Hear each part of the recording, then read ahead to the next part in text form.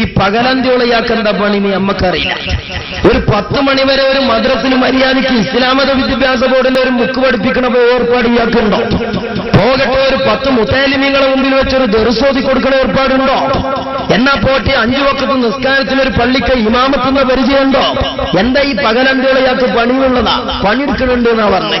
എന്താ അല്ലാഹു ആയാലും ഇസ്ലാമിന് വേണ്ടി ഇദ്ദേഹം ചെയ്യുന്ന തൊഴിലെന്താ, പണിയെന്താ, ഹിദ്മ എന്താ ഞങ്ങൾക്കറിയില്ല. അതേ സമയത്ത് രാത്രികളിൽ ചിലയിടത്തൊക്കെ ചില വാലിയാൾ പറയാറുണ്ട്. അത് വാലിയാൾ മാത്രമല്ലല്ലോ പറഞ്ഞത്. ഇയാൾ എങ്ങനെ ഖുർആൻ പണ്ഡിതനായത്? ബഹുമാനപ്പെട്ട ശംസുൽ ഉലമ പറഞ്ഞത് ഖുർആനല്ലായിരുന്നോ? ബഹുമാനപ്പെട്ട കണ്ണിയത്ത് ഉസ്താദ് പറഞ്ഞത് ഖുർആനല്ലേ? ബഹുമാനപ്പെട്ട വരക്കൽ മുല്ലക്കോള തങ്ങളുടെ സമുദായത്തിന് പറഞ്ഞു കൊടുത്തത് ഖുർആനല്ലേ, ഹദീസല്ലേ? അവർക്കാർക്കും കിട്ടാത്തൊരു ഖുർആൻ എവിടുന്ന് ഇയാൾക്ക് കിട്ടിയത്? അവർക്കാർക്കും പറയാത്തൊരു വയൽ എന്താ ഇയാൾ പറയുന്നത്? എന്റെ ശംസുൽ ഉലമയും കണ്ണിയത്ത് ഉസ്താദും ഒന്നും വിശ്വപ്രസിദ്ധരാകാതെ ഈ പോയത്തക്കാരൻ എങ്ങനെയാ സുഹൃത്തുക്കളെ വിശ്വപ്രസിദ്ധനായത്? ഇയാൾ എങ്ങനെയാ ലോകപ്രസിദ്ധ ഖുർആൻ പണ്ഡിതനായത്? ഇയാൾക്കെന്താ പകലന്തിയോളം പണി? സമൂഹത്തോടും അനുയായിക്കുന്ന ആളുകളുണ്ടെങ്കിൽ പറഞ്ഞു കൊടുക്കി. AP ഉസ്താദിനെ പരിചയപ്പെടുത്തി നമ്മളൊരു ക്ലിപ്പ് ഇറക്കി. അതിന് AP ഉസ്താദ് ദർസെടുത്തുന്നതും പള്ളി ഉദ്ഘാടനം ചെയ്യുന്നതാണ്. അതേസമയത്ത് ആരൊക്കെയോ വേറെ ചില ക്ലിപ്പ് ഇറക്കി. അതിലെന്താ ഉള്ളത്? അതിൽ അവരെ നേതാക്കന്മാരെന്താ ചെയ്യുന്നത് എവിടെയില്ല. അവരെ നേതാക്കന്മാരെ പരിചയപ്പെടുത്തുന്ന ഏർപ്പാടില്ല. അവരെ നേതാക്കന്മാർക്ക് എന്താ പണിയൊന്നുമില്ല. ചങ്ങാതിമാരെങ്ങൾക്ക് അങ്ങനെ നിങ്ങളെ നേതാവിനൊരു പണിയോ പകലന്തിയോളം വല്ല പണിയുണ്ടെങ്കിൽ അതൊന്ന് കാട്ടിക്കൊടുത്തുകൂടായിരുന്നു ആ ക്ലിപ്പിൽ. അതൊക്കെയല്ലേ ചെയ്യണ്ടേ? ഞങ്ങൾ അതല്ലേ ഡോക്യുമെന്ററിയും ക്ലിപ്പൊക്കെ ഇറക്കിയ കാട്ടിക്കൊടുക്കലേ? അപ്പൊ എന്താ ഖുർആൻ പണ്ഡിതനായി എങ്ങനെ കാന്തപുരം ഉസ്താദിനെ തെറി പറഞ്ഞപ്പോ ഈ സാമുദായികമായ ഐക്യത്തിന് കൂച്ചുവിലങ്ങിടാനും വിലങ്ങ് വെക്കാനും തയ്യാറായപ്പോ ഇയാൾ നേതാവാകുക. അങ്ങനെയാണ് ചേളാരി കമ്പനിയിൽ നേതാക്കൾ രൂപം കൊള്ളാറുണ്ട്. അങ്ങനെയാണ് ചേളാരി കമ്പനിയിൽ നേതൃപാടവം സിദ്ധിക്കാർ. ആർക്കാണോ തോന്നിയാസം പറയാൻ വെക്കുന്നത് അവരെ വലിയ നേതാവാക്കുന്നുള്ളതാണ്. ഇങ്ങനെ അദ്ദേഹം നേതാവായി ഖുർആൻ ക്ലാസ് നിൽക്കാൻ തുടങ്ങി. ഞാൻ ആലോചിച്ച് നോക്കി, പഠിച്ചോനെ, EK ഉസ്താദ് ഖുർആനും ദീനും പഠിപ്പിച്ച നാട്ടില് എന്താ അദ്ദേഹം പറയാത്തൊരു ദീൻ ഇയാൾ പറയുന്നതെന്നാണ്. കണ്ണിയത്ത് ഉസ്താദ് പറയാത്തൊരു ദീൻ എന്താ ഇയാൾ പറയുന്നതെന്നാ. അപ്പൊ നന്നായി പരിശോധിച്ച് നോക്കുമ്പോ എന്താ നിങ്ങള്, അവരാരും ഈ കണ്ണൊട്ടം കളി കളിച്ചില്ല. മുമ്പ് മലപ്പുറം കാളിയാവ് ഭാഗത്തുനിന്ന് ഒരു കണ്ണൊട്ടം പരിപാടി ഇറങ്ങലുണ്ട്. അങ്ങനെ ഒരാളിങ്ങനെ പറയാ, വേറൊരാൾ പിന്നിങ്ങനെ താങ്ങിക്കൊടുക്കുക. അതിൽ കുറച്ച് വൃത്തികെട്ട ആക്ഷനുകളും കുറച്ച് കോമാളിക്കളികളൊക്കെ ഉണ്ടാവും. ഇതേ നമ്മൾ നോക്കിയിട്ട് അയാളെ ക്ലാസ്സിൽ ശംസുൽ ഉലമക്കും കണ്ണിയത്ത് ഉസ്താദൊന്നും പറയാത്ത പുതിയ ഏർപ്പാട് കണ്ടിട്ടുള്ളൂ. ഇങ്ങനെ അദ്ദേഹത്തിന്റെ ഒരു കേസറ്റ് ഒരു 20 മിനിറ്റ് കേട്ടപ്പോ എന്തായി, അതിൽ ആശയം പറഞ്ഞതിനേക്കാളും പറയാനുള്ളത് ശ്രദ്ധിക്കണം, നോക്കണം, കാണണം. ഈ കണ്ടക്ടർമാർ ബസ് പറയണ മാതിരി ഞാൻ അങ്ങനെ ആലോചിച്ച് നോക്കി. സുബ്ഹാനല്ലാഹ്, എന്താ ഇയാൾ LKG കുട്ടിയാക്കാണോ ക്ലാസ് എടുക്കലെന്ന? ഒരു മണിക്കൂർ 20 മിനിറ്റ് അയാളെ പ്രസംഗം ശ്രദ്ധിച്ചപ്പോ കിട്ടിയതൊന്ന് കേട്ടോളി. അതിന്റെ മുമ്പ് ഇയാൾ അതിൽ പറയുന്നുണ്ട്, ഇന്നി അറാ റൂസൻ, ഞാൻ ചില തല കാണുക. എന്താ തല? അവർ നിത്യമായി അവരുടെ ഡ്യൂട്ടി നിർവഹിക്കുക. അപ്പൊ ഈ പൊലിപ്പിച്ച ഖുർആൻ ക്ലാസ്സിൽ ഇവർക്ക് നിത്യമായ പണി എന്താ? ഉറങ്ങ. ഞാൻ അങ്ങനെ ചില തല കാണുന്നുണ്ട്. എന്താ തലക്ക് വലിയ കോത്താമ്പി ഖുർആൻ ക്ലാസ്സിൽ ഇല്ല. എന്താ ഉറങ്ങണ? ഇപ്പൊ പാട്ടിന്റെ സ്വരം നന്നായിട്ട് തന്നെയല്ലേ? മുമ്പൊരു കുട്ടി അമ്മ നല്ല പാട്ടുകാരത്തിയാന്നൊക്കെ പറഞ്ഞ അച്ഛൻ മകനെ പാട്ടേക്കാൻ കൊണ്ടുപോയി. അങ്ങനെ പാട്ട് കുറെ കടന്നിട്ടു അമ്മ പാട്ടുകാരനെ കാണാനല്ല. അപ്പൊ കുട്ടി അച്ഛനോട് ചോദിച്ചതിന് എന്താ അച്ഛൻ അമ്മ പാടാത്തത്? അത് മോനെ, ഗാനമേളാകെ തല്ലിപ്പിരിയേണ്ട ഘട്ടെത്തിയാൽ ആൾക്കാരെ പിരിച്ചുവിടാന് പോലീസ് ആകാശത്തേക്ക് വെടിവെച്ചിട്ടും തീർന്നിട്ടില്ലെങ്കിൽ പിന്നെ അമ്മനെ കൊണ്ട് പാടിക്കലാണ്. ആ സ്വരം കേട്ട എല്ലാവരും പിന്നെ തടി ഒഴിവാക്കിക്കോ. ഇതുപോലെ എന്താ നമ്മളെ ഇമ്മോലിയാര് ഇങ്ങനെ ക്ലാസ് എടുത്തിട്ടും ആൾക്കാർ ഉറങ്ങുക. അങ്ങനെ പുട്ടിന് തേങ്ങുന്ന മാതിരി കണ്ടക്ടർമാര് വേക്ക് കിക്കാൻ പറയുന്ന മാതിരി മുന്നിൽ കിക്കാൻ പറയുന്ന മാതിരി ഇയാളെ ക്ലാസ്സിൽ ഇപ്പൊ വേറെ ആലിമ്യങ്ങളെ ക്ലാസ്സിൽ ഇല്ലാത്തൊന്ന്. ഇവിടെ നമ്മളൊക്കെ വേന്ന് പറയുമ്പോ ഒന്ന് മയക്കുമുട്ടും, അല്ലെങ്കിൽ ഒന്ന് ശ്രദ്ധിക്കണം എന്ന് പറയും. അത് കുറെ നേരം ഒരു വിഷയം കേൾക്കുമ്പോണ്ടാണ് അശ്രദ്ധ സ്വാഭാവിക. പക്ഷെ ഒരു 10-20 മിനിറ്റ് വേന്ന് കേൾക്കുമ്പോഴത്തേനും ഇങ്ങനെ ശ്രദ്ധിക്കണം എന്ന് പറഞ്ഞാൽ അപ്പൊ എന്തിനറിയുന്നത്? ഇയാൾ എന്തോ ആരും ദുനിയാവിൽ പറയാത്തൊരു സംഗതിയാ പറയുന്നതെന്ന് ആൾക്കാരെ പൊട്ടിസാക്കുക. അങ്ങനെ ഒരു 10 ശ്രദ്ധിക്കണം എന്ന് പറയുമ്പോൾ പഠിച്ചോനെ ഇത് ശംസുൽ ഉലമ പറഞ്ഞിട്ടില്ലട്ടോ, ഇത് കണ്ണിയത്ത് ഉസ്താദ് പറഞ്ഞിട്ടില്ലട്ടോ. ആ മൂത്തേടാണെങ്കിലോ അയാൾ കണ്ണൊക്കെ ചിമ്പി മഹർഷിമാർക്ക് ഇല്ലാമുട്ടെന്ന് പറഞ്ഞ പോലെ അങ്ങനെ വിശ്വസിക്കുന്ന പോയത്തക്കാരെ മാതിരി ഇയാൾ കണ്ണൊക്കെ ചിമ്പിച്ചല്ലേ പറയുന്നതാണെങ്കിലോ ഒരു ഭയങ്കര സംഗതിയായിട്ട് തന്നെയാണ് ഇങ്ങനെ ആൾക്കാരെ പൊട്ടീസാക്കി ജീവിക്കാൻ തീരുമാനിച്ചൊരു സാധനം. ശ്രദ്ധിക്കണം, ബുദ്ധിയുള്ളവർക്ക് മനസ്സിലാക്കാനാണ്. അല്ലെങ്കിൽ ശ്രദ്ധിക്ക്. അങ്ങോട്ട് നോക്ക്. ചെവി തുറന്ന് കേൾക്കണേ. തുറന്ന് അയിനായ മസലെ പറയുന്നത് ഉറങ്ങരുതേ. ഇനി അറാറു ഊസൻ, ഞാൻ ചില തലകൾ കണ്ടിട്ടാണ് അങ്ങനെ പറയുന്നത്. ചില തലകളൊക്കെ ഞാൻ കാണുന്നുണ്ട്, അവരവരുടെ നിത്യമായ കടമ നിർവഹിക്കുന്നുണ്ടോ എന്ന് എനിക്ക് തോന്നുക. ഇതിപ്പോൾ പോയിട്ട് പിന്നെ മേപ്പോട്ടേക്ക് ഇരുന്നിട്ട് കാര്യമല്ല. അള്ളാഹു ഈ ഹിദായത്ത് തന്നു ഈ സദസ്സിൽ എത്തിച്ചേരാൻ. ഇനി ചെവി തുറന്ന് കേൾക്കൂ. ഉറപ്പിക്കണ ഒരാളുണ്ട്, അത് രിദ്ധത്തിന് മൂക്കേറ് പിടിക്കുന്നവനാണ്. അംലാലഹും, മനുഷ്യന്മാരെ ചതിക്കണമെന്ന് പറഞ്ഞിട്ടുണ്ട് ഇബ്ലീസ് ലഅനത്തുല്ലാഹ്.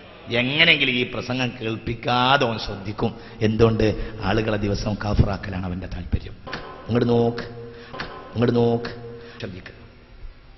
ഇങ്ങോട്ട് നോക്ക്, ഇങ്ങോട്ട് നോക്കൂ, ഇങ്ങോട്ട് നോക്കൂ, ഇങ്ങോട്ട് നോക്കൂ, ഇങ്ങോട്ട് നോക്കൂ. ഹബീബായ നബി പറഞ്ഞു, അലാ അദുല്ലുകും ബിഅഫ്ളല ദറജതം മിനസ്സലാത്തി വസ്സദഖതി വസ്സിയാം.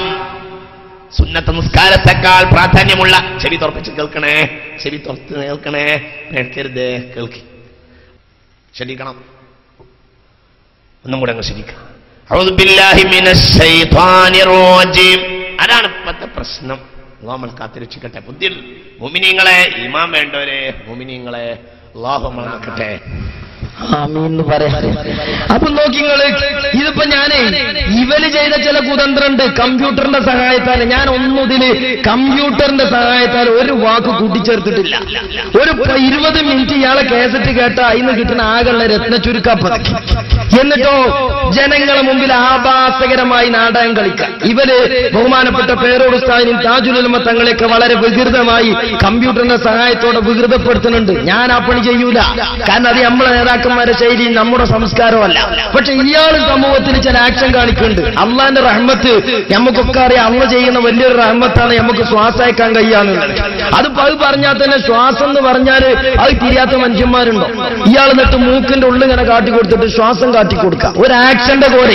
ഇതൊക്കെ കാണുമ്പോൾ ആൾക്കാർക്ക് ഇയാൾ വലിയ സംഗതിയായി തോന്നാണ്. എന്താപ്പാ ജഹാലത്തിന് പേര് എന്ന് പറഞ്ഞു. അല്ലാഹുവിന്റെ റഹ്മത്തില്ലെങ്കിൽ, അള്ളാഹുവിന്റെ റഹ്മത്തില്ലെങ്കിൽ, അള്ളാഹുവിന്റെ റഹ്മത്തില്ല എങ്കിൽ ഇതിലാന്ന് പറഞ്ഞാൽ തിരിഞ്ഞില്ല ചങ്ങായിമാരെ. ഈ LKG കുട്ടികളാ മുന്നിലുള്ളത്. അപ്പൊ എന്തിനാപ്പത് ഇങ്ങനെ പറഞ്ഞു കൊടുക്കും? ഇനി നോക്കിങ്ങള്, കയ്യും കാലും പോയാന്ന് പറഞ്ഞാൽ തിരിയാത്ത മനുഷ്യന്മാരുണ്ടാവും. അയാൾ കേട്ട് സൈക്കിൾ എടുത്ത് കൂടെ കണ്ടോളിങ്ങൾ. വെറുതെ ആയുധ ചെലവാക്കേണ്ട ചങ്ങായിമാരെ. ഇവിടെ ശംസുലമയും വരക്കലുമില്ലൊക്കെ പോയ തങ്ങളും AP ഉസ്താദും ഉള്ളാർത്ത തങ്ങളും ഒക്കെ ഖുർആനത്തെ ഇൽമന്യ ജനങ്ങൾക്ക് പറഞ്ഞു കൊടുത്തത്. അത് മഹാന്മാരായ പണ്ഡിതന്മാര് ഇത്യാദി ചെയ്തത് പറഞ്ഞു കൊടുത്തു എന്നുള്ളതാണ്. പക്ഷേ ഇയാളെ ആ നാടകങ്ങളെ വെറുതെ തന്നെ ഞാൻ കണ്ടിട്ടും പരിപാടി അറിയണേ. ഇതൊക്കെ അയാൾ ചെയ്ത് കഴിഞ്ഞാൽ കമ്പ്യൂട്ടറിന്റെ സഹായത്തിലൊന്നുമില്ല. ആശിലായിരിക്കും. കയ്യും കാലും പോയാന്ന് അപ്പ പഠിപ്പിച്ചു കൊടുക്കുന്നത്. കയ്യെ മുറിച്ചുകളയാന്നല്ല, ഫാഷിലാവുക എന്ന് പറഞ്ഞാൽ കയ്യെ മുറിച്ചുകളയല്ല, കയ്യ് ഉണ്ട്. പക്ഷേ ഒരു ഗ്ലാസ് വെള്ളം പൊക്കാൻ പോലും നിങ്ങളിന്റെ ഒപ്പല്ലേ, നിങ്ങളിന്റെ ഒപ്പല്ലേ, നിങ്ങളിന്റെ ഒപ്പല്ലേ, നമ്മുടെ ഉറക്കെ പറഞ്ഞേക്ക് ഇന്റെ ഒപ്പം ഉണ്ടല്ലോ. ശ്രദ്ധിക്കണം, തല പോകരുത്. വളരെ വലിയ ആശയം തന്നെയാണിത് പരിപാടി. ഇങ്ങനെയപ്പോ ഇത് വിശ്വപ്രസിദ്ധനായത്. മുമ്പ് കാളയാവുന്ന ഇറങ്ങി കുറച്ച് കണ്ണോട്ടം കേസറ്റ് കേട്ടിട്ടില്ലെങ്കിൽ ഇതിലപ്പുറം എന്താ ഇതിന് പുതിയതായിട്ടുള്ള ഇങ്ങനെ ഈ ഞാൻ വെറുതെ പറയില്ല. എന്നാ ഈ ശ്രദ്ധിക്കണം എന്നൊക്കെ ചിലപ്പോ ഗൗരവപ്പെട്ട വല്ല സംഗതിയും പറയുമ്പോ പറയേണ്ടി വരും.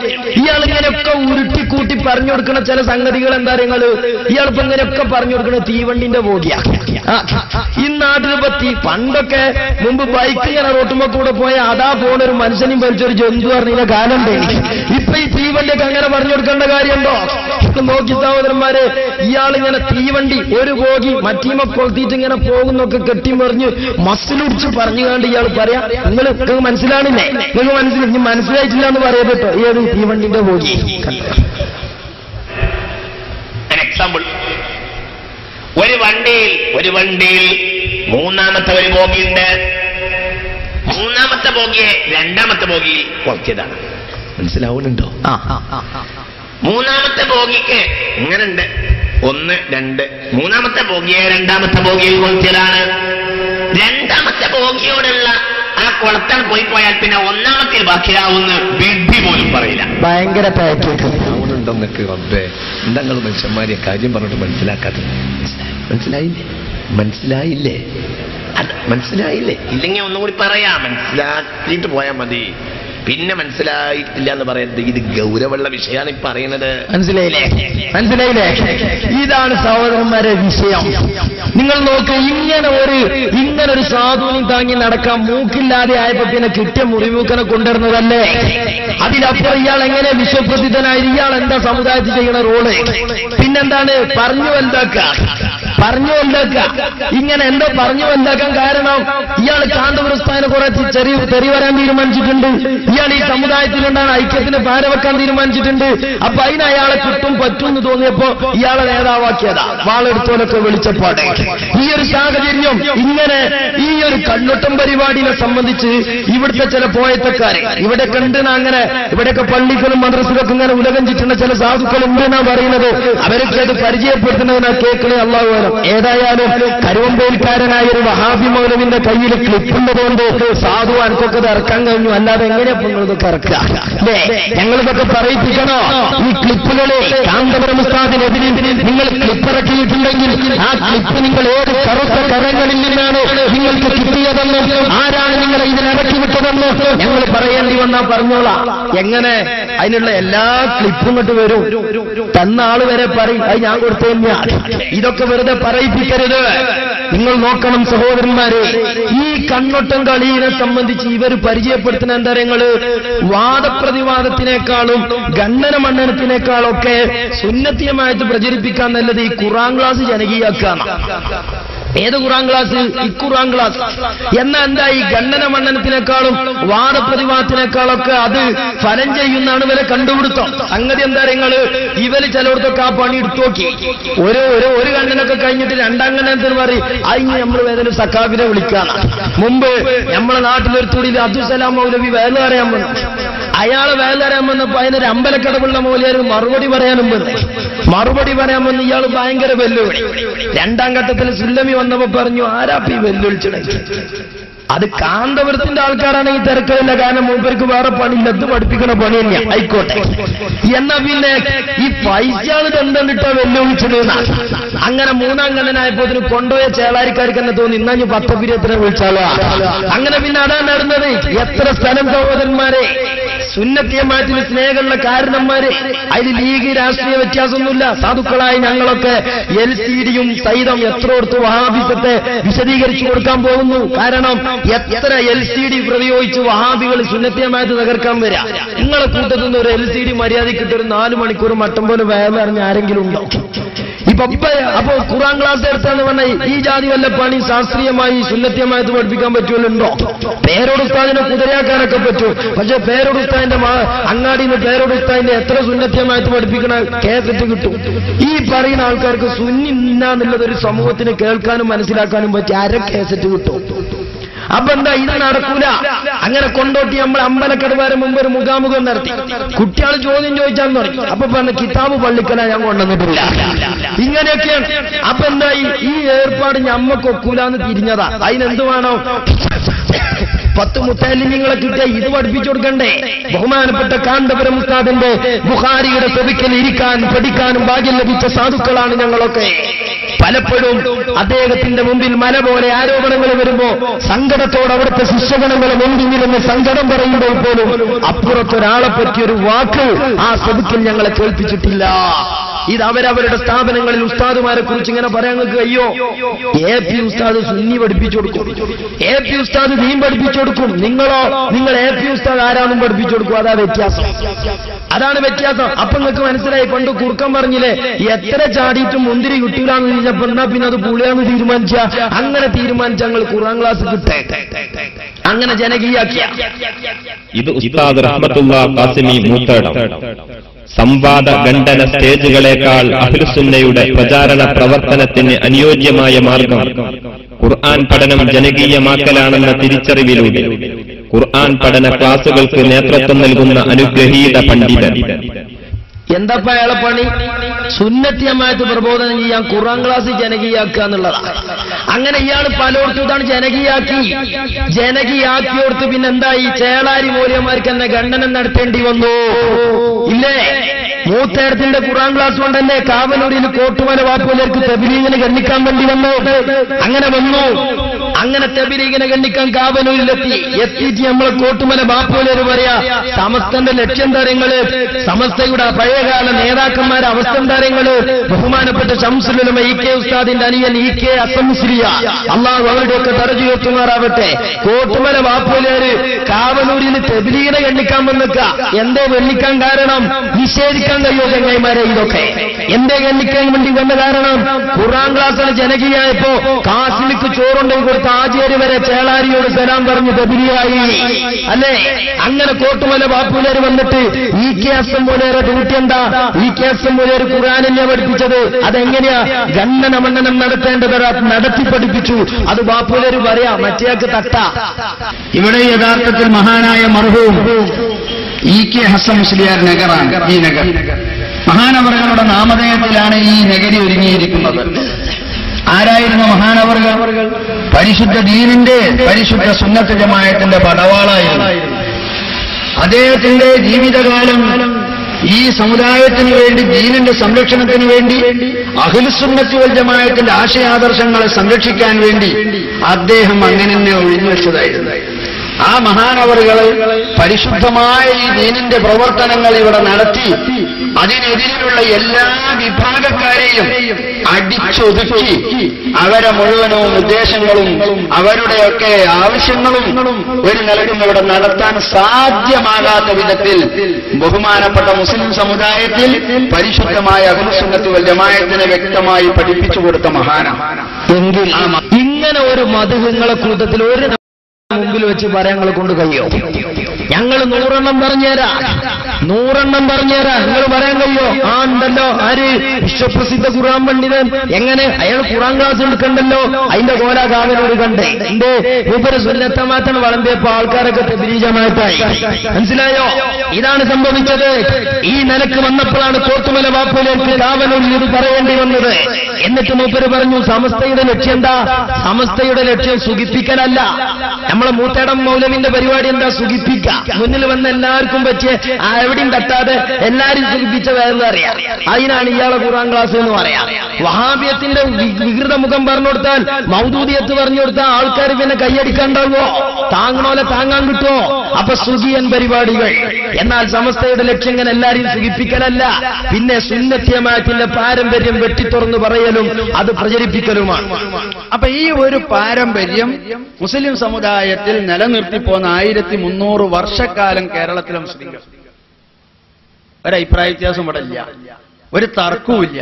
നടന്നു വരുന്നതൊക്കെ നമ്മളെ വാപ്പാരും പാപ്പാരും പാപ്പാരും അതിന്റെ അപ്പുറത്തെ തലമുറക്കാരും അതിന്റെ അപ്പുറത്തുള്ളവരുമായിട്ട് റസൂല് വരെ ചെന്നെത്തുന്ന ആ പൂർവീക പാരമ്പര്യത്തിൽ ഒരു തർക്കവും ആർക്കുമില്ല. അവരെങ്ങനെ നിസ്കരിച്ചോ, അങ്ങനെ ഖുതുബോദിയോ, ആരൊക്കെ പള്ളിയിൽ വന്നോ, എന്തെല്ലാം ആചാരങ്ങൾ അവർ നടത്തിയോ, ഇതൊക്കെ. എന്നാൽ ഈ മുസ്ലിങ്ങളെ നമ്മൾക്ക് സംരക്ഷിക്കാൻ ഒരു നിലക്കും സാധ്യമാകുകയില്ല. അതുകൊണ്ട് ഉടനെ തന്നെ നമ്മൾ ഇറങ്ങണം, ഉടനെ തന്നെ നമ്മൾ സംഘടിച്ച് ഉടനെ മുസ്ലിം സമുദായത്തിന് അവരുടെ വിശ്വാസങ്ങളെ, ആചാരങ്ങളെ, അനുഷ്ഠാനങ്ങളെ ഒക്കെ വ്യക്തമായി പഠിപ്പിച്ചു കൊടുക്കണം. അതിനെതിരിൽ വന്ന വിഭാഗക്കാരാരാണോ അവരുടെ ആശയങ്ങളും ആദർശങ്ങളും വാദഗതികളും അത് എന്താണ് എന്ന് വ്യക്തമായി മുസ്ലിങ്ങൾക്ക് ബോധ്യപ്പെടുത്തി കൊടുക്കണം. ഈ ഒരു ലക്ഷ്യത്തിന് വേണ്ടി ബഹുമാനപ്പെട്ട സമസ്ത കേരള ജമിയത്തുൽ ഉലമ എന്ന ഈ മഹിതമായ പ്രസ്ഥാനത്തെ ഇവിടത്തെ പണ്ഡിതന്മാർ ആ പ്രസ്ഥാനമുണ്ടാക്കി ആ പരിശുദ്ധമായ അഹ്ലുസുന്നത്തി വൽ ജമാഅയുടെ ആദർശങ്ങളും ആചാരങ്ങളും ഇവിടെ പ്രചരിപ്പിക്കാൻ രംഗത്ത് വന്നു. എങ്കിൽ ആ പണി നിങ്ങൾക്കുണ്ടോ? നിങ്ങളെ ഖുർആൻ ക്ലാസ് കൊണ്ട് അത് പ്രചരിക്കണുണ്ടോ? ഉണ്ടെങ്കിൽ കാവനൂരിന് തബ്ലീഗ് ഉണ്ടാവോ? അതോ ഉള്ള തബ്ലീഗ് ഇല്ലാതെയാകണോ ചെയ്യാ? വലിയ രസം തരങ്ങൾ. ഞാൻ ഈ കേസറ്റ് ഇങ്ങനെ കണ്ടപ്പോ ഞാൻ ആലോചിച്ചു, പഠിച്ചോനെ ഈ വയസ്സായ മനുഷ്യൻ തന്നെ വരണ്ടെന്നുള്ളത് ഗണ്ണിക്കാൻ. എ.പി. ഉസ്താദൊക്കെ ഇപ്പൊ ഗണ്ണന മണ്ണനത്തിന് നടക്കോ? എ.പി. ഉസ്താദിന് വേറെന്തൊക്കെ ലോകതലങ്ങളിൽ പരിപാടിയില്ലേ? എന്നിട്ട് ഈ സാധു ഉസ്താദ് ഗണ്ണനം നടത്തുക. അപ്പൊ തബ്ലീഗിനെയല്ലേ ഗണ്ണിക്കണത്? അപ്പൊ സ്വാഭാവികമായിട്ടും അവരെ പുസ്തകമൊക്കെ ഉറുദൂല. ഇയാള് എങ്ങനെയപ്പോ ഗണ്ണിക്കുക? ഞാൻ കണ്ടു ഉറുദു ബുക്ക് വായിക്കാൻ ഇയാളെ കൊണ്ട് കൈയായിട്ടും അള്ളാഹു വേണം. അപ്പുറത്തൊരു കസാലിയിൽ ഒരു കുട്ടിനെ എത്തിയിട്ട് ഇയാൾ വായിപ്പിക്കുക. അപ്പൊ ഉറുദു അറിയുന്നവനോട് തബ്ലീഗ് പറയാൻ കഴിയൂല, പറയാൻ കഴിയുന്നവന് പ്രസംഗിക്കാൻ കഴിയൂല. ഇങ്ങനെയുള്ളൊരവസ്ഥ. അങ്ങനെ ഏച്ചൂട്ടുക. അങ്ങനെ ഏച്ചൂട്ടിയിട്ട് ഉറുദു ബുക്ക് ഒരാളെ കൊണ്ട് വായിക്കുക, വായിക്കുവാനെ. അപ്പൊ മറ്റോ വായിക്കും. എന്നിട്ട് ഇയാള് എന്ത് ചെയ്യാൻ? മേശപ്പുറത്ത് മലയാളം എഴുതിയ വായിക്കാലോ. ഇങ്ങനെയൊക്കെ ഗണ്ണനം നടത്തേണ്ടി വന്നു. ഒരു ശിഷ്യനെ വിട്ടാ പോരെ? വിടണമെങ്കിൽ അതിന് വേണ്ടേ? ഞാൻ ചോദിക്കട്ടെ ചങ്ങായിമാരെ, സമസ്ത രണ്ടാകുന്നതിന്റെ മുമ്പ് കേരളത്തിലെ സുന്നത്തി ജമാഅത്തിന്റെ അമരനേതൃത്വത്തിലെ തുടിക്കുന്ന യുവത്വം അത് പൈസമാരായിരുന്നു. സമസ്ത രണ്ടായിട്ട് ഇന്ന് സുന്നത്തി ജമാഅത്തിന്റെ ഹിദ്മയിൽ ഒരു 4 പൈസകളെ എരുവനും പിന്നെ മധുരത്തിനും കൂട്ടങ്ങളെ കൂട്ടത്തിലുണ്ട്. നിങ്ങളൊന്ന് പറഞ്ഞാൽ ഒരു 4 ആളെ പേര് ഇല്ല. അതുകൊണ്ടാണ് ബൽക്കന്നെ ഇറങ്ങേണ്ടി വന്നത്. ഇറങ്ങിയിട്ട് തന്നെ മുഴുവനാകുന്നുണ്ടോ? ഒപ്പം കൂട്ടാൻ ഉറുദു വായിച്ചാൻ വേറെ ആള്. ഇതൊക്കെ ഇപ്പൊ നമ്മളെ പത്തപ്രിയത്തിന്റെ കൈ കിട്ടിയ കാടലെന്ന മാതിരി കൈകാര്യം ചെയ്യൂലേ? നോക്കാൻ നിങ്ങൾ ആ പണിയാണ് വലിയ മോലേര് വന്നിട്ട് ഇങ്ങനെ കുട്ടിനെ കൂട്ടി ഉറുദു വായിപ്പിച്ച് ചെയ്യുന്നത്. അത് മറ്റൊരു വിഷയം. പക്ഷേ നിങ്ങൾ നോക്ക്, സുന്നത്തി ജമാഅത്തിന്റെ ലക്ഷ്യം എന്താണ്? ഇവിടെയുള്ള പാരമ്പര്യം നിലനിർത്തലാണ്. ആ പാരമ്പര്യത്തിനെതിരെ വരുന്ന കക്ഷികളെ ഒറ്റപ്പെടുത്തി അവരെ തകർത്ത് അവരെ സമുദായത്തിൽ നിന്നില്ലാതെ ചെയ്ത് പഴയകാലത്ത് സമുദായത്തിലുണ്ടായിരുന്ന സാമുദായികമായ ആദർശപരമായ ഐക്യം നിലനിർത്തലാണ്. ഇതിനുവേണ്ടി സമസ്ത എന്തൊക്കെ ചെയ്തു? സമസ്ത വളരെ നയനിലപാടുകൾ എടുത്തു. 1953 പെരിന്തൽമണ്ണയിൽ സമസ്തയുടെ ജഗജില്ലികളായ പണ്ഡിതന്മാർ സംഗമിച്ചു. അങ്ങനെ പെരിന്തൽമണ്ണയിലെ സമ്മേളനത്തിൽ വെച്ചുകൊണ്ട് മഹാന്മാരായ അഹമ്മദ് കോയ ശാലിയാത്തി നവ്വറല്ലാഹു മർക്കദഹു ഉൾപ്പെടെയുള്ള 8ഓളം വരുന്ന പണ്ഡിതന്മാർ എങ്ങനെയാണ് സമുദായത്തിൽ അവാന്തര വിഭാഗങ്ങളെ കൈകാര്യം ചെയ്യേണ്ടത് എന്ന നിലപാട് ഈ ഉമ്മത്തിനെ പഠിപ്പിച്ചു. നോക്ക് നിങ്ങൾ, മുബത്തദീങ്ങളോടുമായുള്ള പെരുമാറ്റം എങ്ങനെയെന്നതിൽ അവർ പഠിപ്പിക്കുന്നു. അവരുമായി കൂടി പെരുമാറാൻ പറ്റൂല എന്ന് പറഞ്ഞാൽ അപ്പൊ അവർ പറയും, കണ്ടില്ലേ അവിടെ ഇങ്ങാ പോയിന്ന് മറ്റേ SSF മൗലവിയുള്ള ബസ് കയറിയില്ലേ? ഇതൊക്കെ ആളുകളെ വിദ്യാക്കാൻ പറയാ. സാമുദായികമായ കൂട്ടായ്മയിൽ അവരെ ഉൾപ്പെടുത്തിക്കൂടാ. ഇവിടെ റോഡിന്റെയും പാലത്തിന്റെയും അതുപോലെ വിദ്യാഭ്യാസ പ്രവർത്തനങ്ങളുടെയും പേരില് മനുഷ്യരൊക്കെ ഒന്നിക്കുന്നത് പോലെ മുഴുവൻ മനുഷ്യരുടെയും അല്ലെങ്കിൽ മുസ്ലിങ്ങളുടേത് മാത്രമല്ലാത്ത മുഴുവൻ മതക്കാരുടെയും പ്രശ്നങ്ങൾ വരുമ്പോ അത് പള്ളിയിലച്ഛനുമായി അമ്പലത്തിലെ പുരോഹിതനുമായി യോജിക്കേണ്ട വിഷയങ്ങളിൽ മൊത്തം മതത്തിന്റെ ആളുകൾ ഒന്നിക്കും. അത് മറ്റൊരു വിഷയമാണ്. ഇരിക്കട്ടെ, സമസ്ത പറഞ്ഞു എന്ത്? ഈ രാജ്യത്ത് സമുദായത്തിന്റെ നിലപാടെന്താണെന്ന് പഠിപ്പിച്ചു. അവരുമായി കൂടി പെരുമാറരുത്, അവരോട് സലാം പറയരുത്, അവർക്ക് സാമുദായികമായ പരിഗണന കൊടുക്കരുത് എന്നത് AP ഉസ്താദ് കൊടുത്തതല്ല. 53 മഹാന്മാരായ പണ്ഡിതന്മാർ കൊടുത്ത ഫത്വയാണ്. ബഹുമാനപ്പെട്ട AP ഉസ്താദ് അപ്പുറത്തിരുന്നില്ലേ ഇപ്പുറത്തിരുന്നില്ലേ എന്ന് ചോദിക്കും. അതിരുന്നിക്കുന്ന അതെന്തിനാ? അത് വഹാബിനെ ഗണ്ണിക്കാനാ അല്ലേ? ചില ആളുകൾ ജനങ്ങളെ വിഡ്ഢികളാക്കുന്നത് കാണുമ്പോ സഹതാപ തോന്നുന്നത്. എന്ത് പണ്ടോ വഹാബികളുമായി കൂടിയിരിക്കാൻ പറ്റൂല എന്ന് പറഞ്ഞുകൊണ്ട് AP സുന്നികൾ വഖഫ് ബോർഡ് പോണില്ലേ? AP സുന്നികൾ ഹജ്ജ് കമ്മിറ്റി പോണില്ലേ എന്നുള്ളതാണ് സുബൂനുബിക്കാത്ത ചങ്ങാതിമാര്. ഇതൊക്കെ ഒന്ന് വേറിച്ച് മനസ്സിലാക്കണം അല്ലേ? രഞ്ജാനിന്റെ ഒന്ന് അസിൽ വെച്ച് പഠിക്കണം, തൊക്കീലിസാന്റെ ഒന്ന് തെർക്കി പഠിക്കണം. അതിന്റെ അത് തിരിഞ്ഞ ആൾക്കാർക്ക് ഈ മലയാളമൊക്കെ തിരി. എന്താണ് ഈ പറഞ്ഞതിന്റെ അർത്ഥം എന്ന് തിരിയണ്ടേ? കൊട്ടപ്പുറത്ത് AP ഉസ്താദ് ഇരുന്നിട്ടില്ലേ? അതുപോലെ പല സ്ഥലത്തും ഇരുന്നിട്ടില്ലേ? അത് വഹാബിയെ ഉയർത്താനല്ല തളർത്താനാണ്. വഖഫ് ബോർഡ് പോണ എന്തിനാ? സുന്നത്തി ജമാഅത്തിലെ വഖഫ് സ്വത്തുകൾ ആ വഖഫ് ബോർഡിലിരുന്ന് വഹാബികൾ കൈക്കലാക്കും. ആക്കിയ അനുഭവം പണ്ടുണ്ട്. സമസ്തയുടെ ആളുകളെ വഖഫ് ബോർഡിന് ഇരുത്താതെ കോഴിക്കോട്ടങ്ങാടിയിലെ 10ഓളം വരുന്ന പള്ളികൾ വഹാബികൾ തട്ടിയെടുത്ത ചരിത്രം കേരളത്തിലുണ്ട്. അന്നാണ് ശംസുൽ ഉലമ സമുദായത്തോട് പറഞ്ഞത് അനുവദിക്കൂല. ഇവിടെയുള്ള വഖഫ് ബോർഡുകളിൽ സുന്നികളെ പരിഗണിച്ചേ പറ്റൂ, അല്ലെങ്കിൽ നിങ്ങളെ ഞങ്ങൾക്ക് പരിഗണിക്കേണ്ടി വരും. കാരണം എന്റെ ശംസുൽ ഉലമ വേറെ വഖഫ് ബോർഡിൽ എടുക്കാത്ത കാലം. ഇന്ന് AP ഉസ്താദ് ഇടക്കാലത്ത് പറഞ്ഞ അതേ പ്രസ്താവന പണ്ട് EK ഉസ്താദ് പറഞ്ഞു. വഖഫ് ബോർഡിൽ എടുത്തില്ലെങ്കിൽ നിങ്ങളെ ഞങ്ങൾക്ക് കാണേണ്ടി വരും, പരിഗണിക്കേണ്ടി വരും. അങ്ങനെ എടുത്തില്ല. കേരളത്തിൽ ആദ്യമായി വഖഫ് ബോർഡിൽ സുന്നിക്ക് മെമ്പർഷിപ്പ് കൊടുക്കുന്നത് ശംസുൽ ഉലമയെ മെമ്പറാക്കുന്നത് ആരാ? അത് EK നായനാരാ. അതിപ്പോ എന്താ? EK നായനാരും EK ഉസ്താദും കുടുംബക്കാരായിട്ടല്ല. EK ഉസ്താദിന്റെ കീഴിലാണ് രാജ്യത്തെ വഖഫ് സ്വത്തുകളുടെ ആധികാരികാധിപത്യമെന്ന് ഈ രാജ്യത്ത് നായനാർക്ക് തിരിഞ്ഞു. പക്ഷേ വഹാബിസം വളമ്പാൻ സാമുദായിക രാഷ്ട്രീയത്തെ ദുരുപയോഗപ്പെടുത്തിയിരുന്ന ഒരു കാലത്ത് അത് പലർക്കും മനസ്സിലാക്കാൻ കഴിയാതെ പോയി. അന്നാണ് ഈ കെ ഉസ്താദിനെ വഖഫ് ബോർഡിലെടുത്തപ്പോ അവരന്ന് എഴുതി ആജീവനാന്ത ലീഗ് വിരോധിയായ രാഷ്ട്രീയത്തിലുലമ ബഹുമാനപ്പെട്ട ശംസുൽ ഉലമയെ സംബന്ധിച്ച്. കാരണം എന്താ? അത് ഓലെ ചില തെറ്റിദ്ധാരണയും ഓലെ ചില ചരികടയും സമുദായത്തോട് പറഞ്ഞതാണ്. അങ്ങനെ ചെയ്തു. ബഹുമാനപ്പെട്ട ശംസുൽ ഉലമ പിന്നെയും പഠിപ്പിച്ചു, ഹജ്ജ് കമ്മിറ്റിയിൽ എന്തിനായിരിക്കണത്? മക്കത്ത് ഹജ്ജിന് പോകുന്ന മുസ്ലിങ്ങൾക്ക്, ഹജ്ജ് കമ്മിറ്റിയുടെ കീഴിൽ പോകുന്നവർക്ക് മദീനത്ത് പോയിക്കൂടാ, അത് ഹജ്ജിന്റെ കടമയല്ല, കർമ്മമല്ല എന്ന് ഹജ്ജ് കമ്മിറ്റിയിൽ നിന്ന് വഹാബികൾ ജനങ്ങളെ തെറ്റിദ്ധരിപ്പിച്ച് തീരുമാനമെടുക്കും. അപ്പൊ അത് പറ്റൂല എന്ന് പറയണമെങ്കിൽ പറയാൻ വയ്ക്കുന്ന ആൾക്കാർ വേണം അല്ലേ? താണിക്കല്ലുമ്പോ താവളിരിക്കണ മാതിരി അവിടെ പോയി ഇരിക്കാൻ രണ്ട് മുത്തവല്ലികളുണ്ടായിട്ട് കാര്യമല്ല. നിങ്ങളതിന് പറ്റൂല, അതുകൊണ്ട് ഞങ്ങൾ തന്നെ വേണമെന്ന് ഞങ്ങൾ തീരുമാനിച്ചതാ, അങ്ങനെ ഞങ്ങൾ ഇരുന്നതാ. ഇതൊന്നും കൂടിപ്പെരുമാറരുത് എന്നതിന് വിരുദ്ധമല്ല, അത് വഹാബിസം വളർത്താനല്ല, സുന്നത്തിയമായിട്ട് വളർത്താനാണ്. ഇനി നോക്ക് നിങ്ങൾ, ഇത് തന്നെയാണ് ബഹുമാനപ്പെട്ട ശംസുൽ ഉലമ ഉൾപ്പെടെയുള്ള ആലിമീങ്ങൾ സമസ്ത ഒന്നായിരുന്ന കാലത്ത് നമ്മളൊക്കെ 4ാം ക്ലാസ് പഠിച്ചപ്പോ ആ 4ാം ക്ലാസ്സിൽ അഖ്ലാഖ് എന്ന് പറയുന്ന പുസ്തകത്തിൽ ആദാമുസ്സലാം എന്ന് പറയുന്ന സലാമിന്റെ മര്യാദ പറയുന്ന പാഠത്തിൽ നമ്മൾ പഠിപ്പിച്ചത് എന്താ? എന്നാൽ മുജാഹിദ് ജമാഅത്തെ ഇസ്ലാമി പോലെയുള്ള പുത്തൻവാദികൾക്ക് സലാം പറയലും അവർ സലാം പറഞ്ഞാൽ മടക്കലും സുന്നത്തില്ല എന്ന് പറഞ്ഞിട്ട് ശംസുൽ ഉലമ പറഞ്ഞെന്താ? പഠിപ്പിച്ചതെന്താ? ാണെന്നല്ല, ഇത് സമസ്തയുടെ തീരുമാനമാണെന്നല്ല, ഇത് ഹദീസ് കൊണ്ട് സ്ഥിരപ്പെട്ടതാണ്. ഇത് ഹദീസ് കൊണ്ട് സ്ഥിരപ്പെട്ടതാണ്. ഈ ഹദീസ് കൊണ്ട് സ്ഥിരപ്പെട്ടത് ഈ രാജ്യത്തെ വിശ്വാസികൾക്ക് സമസ്ത ഉണ്ടായത് മുതൽ, ഇസ്ലാം മത വിദ്യാഭ്യാസ ബോർഡ് ഉണ്ടായത് മുതൽ രാജ്യത്ത് പഠിപ്പിച്ചു. ഇടക്കാലത്ത് ചില സാമുദായിക രാഷ്ട്രീയ നേട്ടങ്ങളുടെ പേരിൽ ആ നിലപാടുകൾ അള്ളുവെക്കാൻ ചിലർ തീരുമാനിച്ചു. അന്നാണ് ഈ 4ാം ക്ലാസ്സിൽ അഖ്ലാഖിൽ നിന്ന് ഈ നിലപാട് മാറ്റിക്കൂടാ എന്ന് താജുൽ ഉലമ തങ്ങൾ പ്രഖ്യാപിച്ചത്. ഇത് നിങ്ങളെല്ലാവരും കൂടി തീരുമാനിച്ചാലും ഹദീസ് കൊണ്ട് സ്ഥിരപ്പെട്ട ഈ ഉമ്മത്ത് പഠിക്കേണ്ട ഈ ആദർശം ഈ പുസ്തകത്തിൽ നിന്ന് മാറ്റി നിറഞ്ഞു പിന്നെ ഒരു വിദ്യാഭ്യാസ ബോർഡിന്റെ ആവശ്യം ഇവിടെയില്ല, ഒരു മദ്രസയുടെ ആവശ്യമില്ല, ഒരു സമസ്തയുടെ ആവശ്യമില്ല. അതുകൊണ്ട് അള്ളാഹുവിനെ ഞാൻ പേടിക്കുന്നു. പഴയകാല സുന്നത്തിയമാറ്റിന്റെ പണ്ഡിതന്മാരോട് ഞാൻ കൂറുപുറത്തുന്നു, ഞാൻ ഒറ്റക്കാണെങ്കിലും ഞാൻ ഇറങ്ങുകയാണ്. അന്ന് കൂടിറങ്ങിയതാ കാന്തപുരം ഉസ്താദ്, എം.എ. ഉസ്താദ്. കാരണം എം.എ. ഉസ്താദ് ഇസ്ലാം മത വിദ്യാഭ്യാസ ബോർഡുണ്ടാക്കാൻ നടന്ന് കാലുവേണ്ട മനുഷ്യനാ. ഇന്ന് കേരളത്തിൽ ഇസ്ലാം മത വിദ്യാഭ്യാസ ബോർഡിന്റെ രൂപീകരണ വേളയിൽ അതിന് നേതൃത്വം കൊടുത്ത ഒരു മുസ്ലിം ജീവിച്ചിരിപ്പുണ്ടെങ്കിൽ അത് മൗലാന എം.എ. അബ്ദുൽ ഖാദർ മുസ്ലിയാരും കരുവണപ്പുള്ള മുസ്ലിയാരുമാണ്. നിങ്ങളത് വികൃതമാക്കി. അങ്ങനെയാണ് സുന്നി വിദ്യാഭ്യാസ ബോർഡ് രൂപീകരിച്ചത്. ഇത് കാന്തപുരം ഉസ്താദിന്റെ തീരുമാനം മാത്രമല്ല, ശംസുൽ ഉലമ പഠിപ്പിച്ചതും അതാ. നോക്ക് നിങ്ങൾ, ശംസുൽ ഉലമയുടെ തീരുമാനം, ഈ കെ ഉസ്താദിന്റെ ഫത്വ, ഒരു വഹാബി നിസ്കരിച്ചാൽ അവന് മരിച്ചാൽ മയ്യത്ത് നിസ്കരിച്ചൂടാ എന്ന് പറഞ്ഞാൽ അതിന്റെ അർത്ഥം എന്താ? അവന് മയ്യത്ത് നിസ്കരിക്കണമെങ്കിൽ അവന്റെ ആൾക്കാരുണ്ടാവുമല്ലോ. സുന്നികൾ മയ്യത്ത് നിസ്കാരത്തിൽ ജനപങ്കാളിത്തവും ജനബാഹുല്യവും ഉണ്ടാകുക എന്ന് പറഞ്ഞാൽ അതൊരു മൂമിനായ മനുഷ്യന് കൊടുക്കുന്ന ബഹുമാനവും അംഗീകാരവുമാണ്. റസൂലുള്ളാഹിനെ ഇകഴ്ത്തിയ മുസ്ലിം പാരമ്പര്യത്തെ നിരാകരിച്ച ഒരു വഹാബിക്ക് അത് കിട്ടിക്കൂടാ.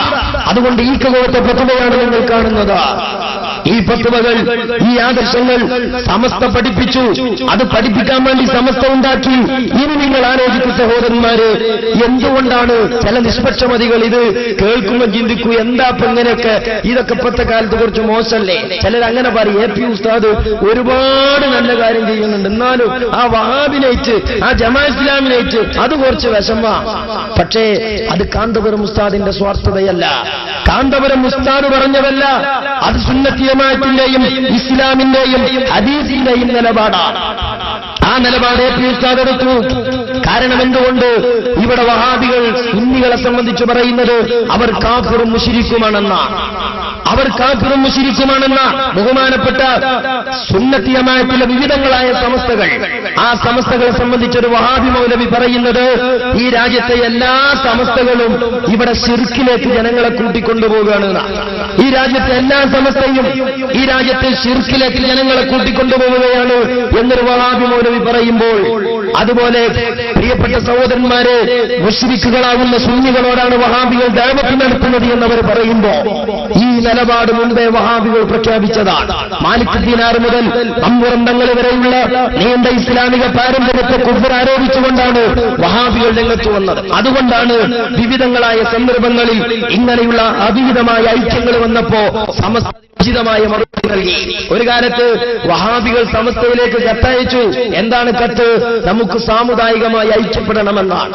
അങ്ങനെ ഐക്യപ്പെടണമെന്ന് കത്തയച്ചപ്പോൾ അന്നത്തെ സമസ്തയുടെ നേതാവായിരുന്ന KV കൂറ്റനാട് മറുപടി കൊടുത്തു. എന്താ മറുപടി കൊടുത്തത്? നിങ്ങൾ ഉദ്ദേശിക്കുന്നത് ഒരു മുസ്ലിം ഐക്യമല്ലേ? മുസ്ലിം ഐക്യത്തിന്റെ പേരിൽ ഒരു മേശയ്ക്ക് ചുറ്റും ഇരിക്കുമ്പോൾ ആ ഇരിക്കുന്ന ആളുകളെങ്കിലും തമ്മിൽ പരസ്പരം മുസ്ലിങ്ങളാണ് സമ്മതിക്കണ്ടേ? പക്ഷേ നിങ്ങൾ ഇത്രയും കാലം ജനങ്ങളോട് പറഞ്ഞത് ഞങ്ങളൊക്കെ മുശ്രിക്കാണെന്നാണ്. നിങ്ങളുടെ ഐക്യവേദിയുടെ മേശപ്പുറത്തിരിക്കാനുള്ള ഞങ്ങളൊക്കെ മുശ്രിക്കാണെന്നാണ് നിങ്ങൾ പറയുന്നത്. അതുകൊണ്ട് ഞങ്ങളൊക്കെ മുസ്ലിമാണ് എന്നൊരു പ്രസ്താവന നിങ്ങൾ ഇറക്കിയാൽ മുസ്ലിം ഐക്യത്തെക്കുറിച്ച് ചിന്തിക്കാം. അല്ലെങ്കിൽ അത് മുസ്ലിം മുശ്രിക്ക് ഐക്യമേ ആവുകയുള്ളൂ. അത് KV കൂറ്റനാട് അടക്കമുള്ള നേതാക്കൾ കൊടുത്തതാ. സമസ്ത ഒന്നായിരുന്ന കാലത്ത് കൊടുത്തതാ. ഇനി നിങ്ങൾ നോക്ക്, 1984 സമസ്തയുടെ യോഗത്തിലേക്ക് മുസ്ലിം യൂത്ത് ലീഗിന്റെ ഒരു കത്ത് കിട്ടി. എന്താണ് കത്തിലുണ്ടായിരുന്ന വിഷയം? അന്ന് ഷാബാനു കേസ് കൊടുമ്പിരിക്കൊള്ളുന്ന കാലമാണ്. ആ കൊടുമ്പിരിക്കൊള്ളുന്ന കാലത്ത് മുസ്ലിം യൂത്ത് ലീഗ് കത്തയച്ചിട്ട് പറഞ്ഞു, എന്ത് ഇവിടെ EMS നമ്പൂതിരിപ്പാട് ശരീഅത്തിനെ വികലാക്കുന്നുണ്ട്. അങ്ങനെ വികലാക്കും എന്ത് ചെയ്യണം? മതപരമായ നിലപാടിൽ അതിന് പ്രതിഷേധിക്കണം. അത് മുസ്ലിങ്ങൾ ചെയ്തു. അത് ചെയ്തപ്പോൾ EMS തിരുത്തി പറഞ്ഞു. അങ്ങനെ ആ വിഷയം അവസാനിച്ചു. പക്ഷേ അതിനു പകരം രാഷ്ട്രീയക്കാർ പരിഹരിക്കാൻ തീരുമാനിച്ച വേറെ പോലത്തിലാ പറയാം. അന്ന് മുദ്രാവാക്യം വന്നു. എന്ത്? ഒന്നും കെട്ടും രണ്ടും കെട്ടും EMSന്റെ ഓളയും കെട്ടും പറയാൻ പറ്റൂല. ഒന്നും കെട്ട് രണ്ടും കെട്ട് ആവശ്യമാകുമ്പോ. പക്ഷെ EMSന്റെ ഓളെ കെട്ടെന്ന് പറയുന്ന ഇസ്ലാമിന്റെ നിലപാടല്ല. അത് രാഷ്ട്രീയക്കാർ പരിഹരിക്കുമ്പോഴാണ് അപകടമാണ്. അങ്ങനെ ഷാബാനു കേസിന്റെ പേരിൽ EMS ശരീഅത്ത് വികലാക്കുന്നു. അതുകൊണ്ട് മുസ്ലിങ്ങളൊക്കെ ഐക്യപ്പെടണമെന്ന് പറഞ്ഞ് യൂത്ത് ലീഗ് കമ്മിറ്റിയുടെ കത്ത് കിട്ടുകയാണ്. അന്ന് സമസ്ത ഒന്നാണ്. ആ സമസ്ത എന്താ മറുപടി കൊടുത്തത്? നിങ്ങൾ ശരീഅത്ത് സംരക്ഷിക്കാനാണല്ലോ, ശരീഅത്തിന് വേണ്ടിയാണല്ലോ ഐക്യപ്പെടുന്നത്. പക്ഷേ ആ ഐക്യവേദിയിൽ EMSനെ പോലെ മറ്റൊരു നിലക്ക് ശരീഅത്തിനെ വികലമാക്കുന്ന വഹാബികളുണ്ട്, ശരീഅത്തിനെ വികലമാക്കുന്ന മൗദൂദികളുണ്ട്. അതുകൊണ്ട് അവരുമായി ഐക്യത്തെക്കുറിച്ച് ചിന്തിക്കാൻ ഞങ്ങളെ കൊണ്ടാവില്ല. അത് AP ഉസ്താദിന്റെ നിലപാടല്ല, സമസ്തയുടെ നിലപാടാണ്, സമസ്തയുടെ ആദ്യകാല നിലപാടാണ്. എന്തുകൊണ്ട്? സുന്നത്തി ജമാഅത്തിന്റെ ആദർശവാദികളെ കാഫിറും മുശ്രിക്കുമായി ഇവർ ചിത്രീകരിച്ചു. സമസ്ത എന്ന് പറയുന്ന എല്ലാ സമസ്തയും ഇവിടെ ജനങ്ങളെ ശിർക്കിലേക്ക് ക്ഷണിക്കുന്നു എന്നവർ പ്രഖ്യാപിച്ചു. അതേ മുജാഹിദുകൾ മാത്രമേ ഉള്ളൂ ആ പ്രവർത്തനങ്ങളിൽ. മറ്റു മതസംഘടനകളൊക്കെ ഉപരിപ്ലവമായ പ്രവർത്തനങ്ങളിൽ മാത്രം കേന്ദ്രീകരിച്ചുകൊണ്ട് ശിർക്കിലേക്കും ബിദ്അത്തിലേക്കും ആളുകളെ ചേർത്തുകൊണ്ടിരിക്കുകയാണ്. ഭൂരിഭാഗം വരുന്ന സമസ്തക്കാര് എന്താണ് ചെയ്തുകൊണ്ടിരിക്കുന്നത് എന്ന് നിങ്ങൾ ചിന്തിച്ചിട്ടുണ്ടോ? ഏത് സമസ്തയായാലും, കേരള സമസ്തയായാലും ദക്ഷിണ കേരള സമസ്തയായാലും സമസ്ഥാനയായാലും ഒക്കെ ജനങ്ങളെ കൂട്ടിക്കൊണ്ടുപോകുന്നത് ശിർക്കിലേക്കാണ്. അപ്പോ അതുകൊണ്ടാണ് അന്ന് KV പറഞ്ഞത്, ഞങ്ങളെയൊക്കെ ഈ ശിർക്കില്ല നിങ്ങളൊന്ന് പറയും, ഞങ്ങൾ മുസ്ലിമാ നിങ്ങളൊന്ന് പറയും. ഇനി നിങ്ങൾ നോക്ക്, വേറൊരു മൗലവി പറയുന്നത് മുശ്രിക്കുകളാകുന്ന സുന്നി സമൂഹം. കാരണം നമ്മുടെയൊക്കെ വിശ്വാസം മൊയ്തീൻ ശൈഖാണ് പഠിച്ചോനെന്നാണ്. ആ നമ്മളെ പഠിച്ചോനാരാ നമ്മളെ തീരുമാനിക്കേണ്ടത്, അത് മറ്റൊരു വിഷയം. മൗലവി പറയുന്നത് നോക്ക്, അല്ലാഹു അക്ബർ എന്ന് പറഞ്ഞിട്ടാണ് അവർ പോരാടി. അല്ലാഹു അക്ബർ എന്ന സ്ഥാനത്ത് മൊയ്തീൻ ശൈഖിനെ പ്രതിഷ്ഠിച്ച മുശ്രിക്കുകളായ സുന്നി സമൂഹത്തിനിടയിലാണ് എനിക്ക് നിങ്ങൾക്കും തൗഹീദ് പറയാനുള്ളത്.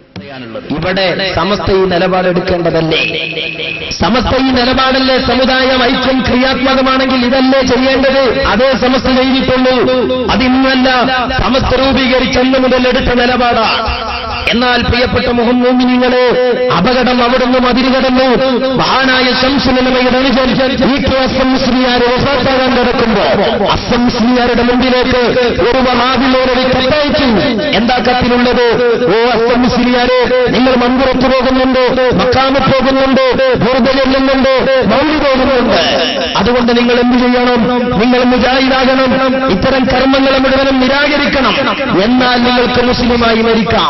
അല്ലെങ്കിൽ നിങ്ങൾ മുശ്രിക്കായിട്ടാണ് മരിക്കുന്നത്, കാഫിറായിട്ടാണ് മരിക്കുന്നത്. അതിന്റെ മുഴുവൻ തെറ്റെടുത്തത് നിങ്ങൾ കേട്ടിരിക്കേണ്ടി വരുമല്ലോ.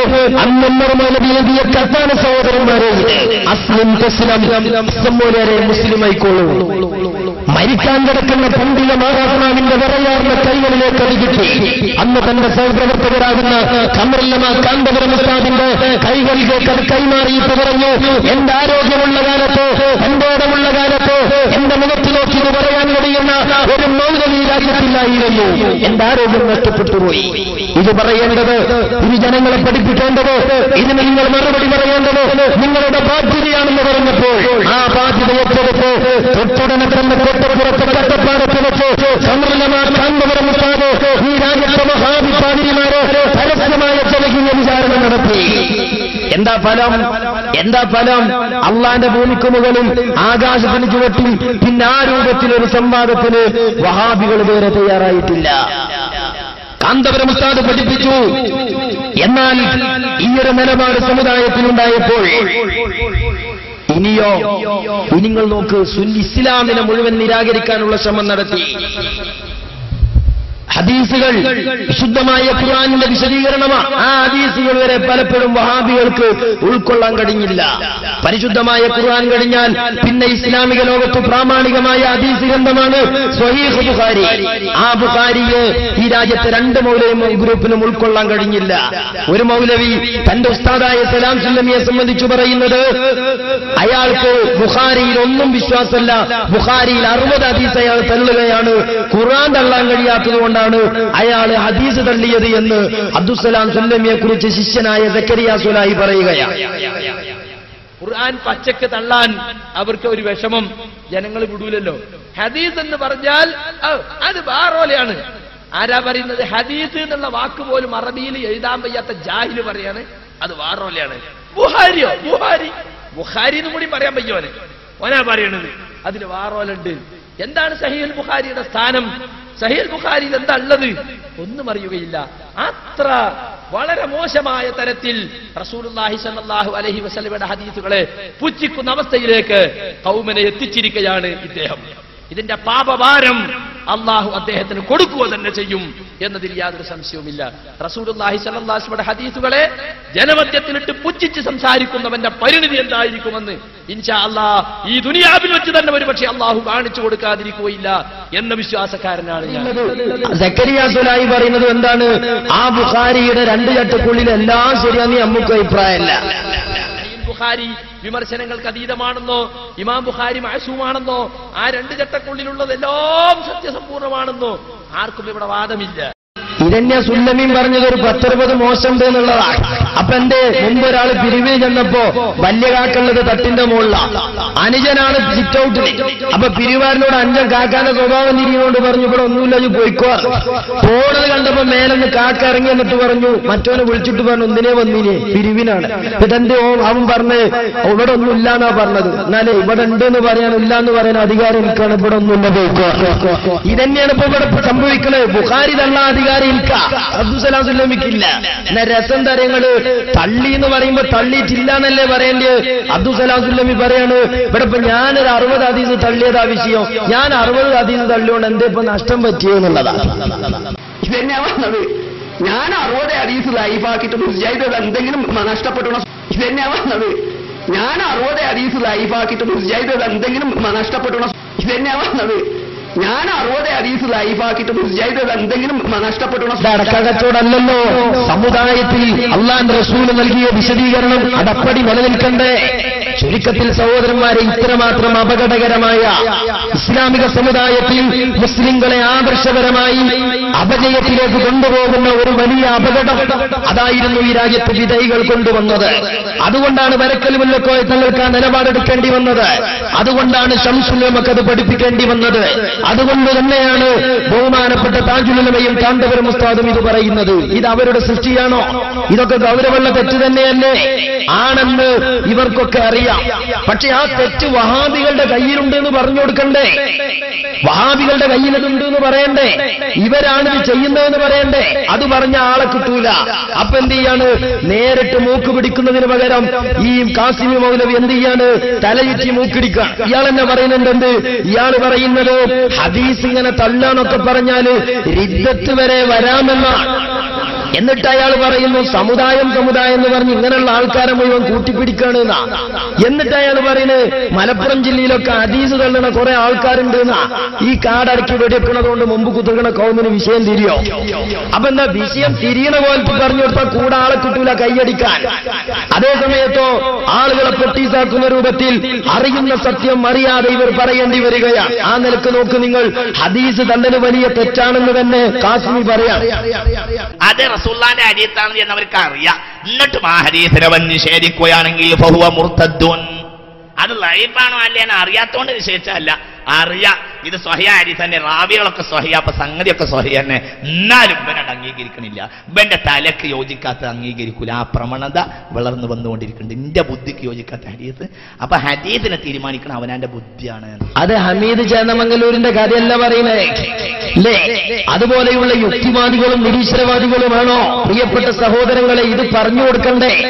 ഇങ്ങനെ തെറ്റ് ആരുടെ കയ്യിലുണ്ടെന്ന് സമുദായത്തെ ബോധ്യപ്പെടുത്തണ്ടേ? എന്തേ അത് പറയാൻ കഴിയാത്തത്?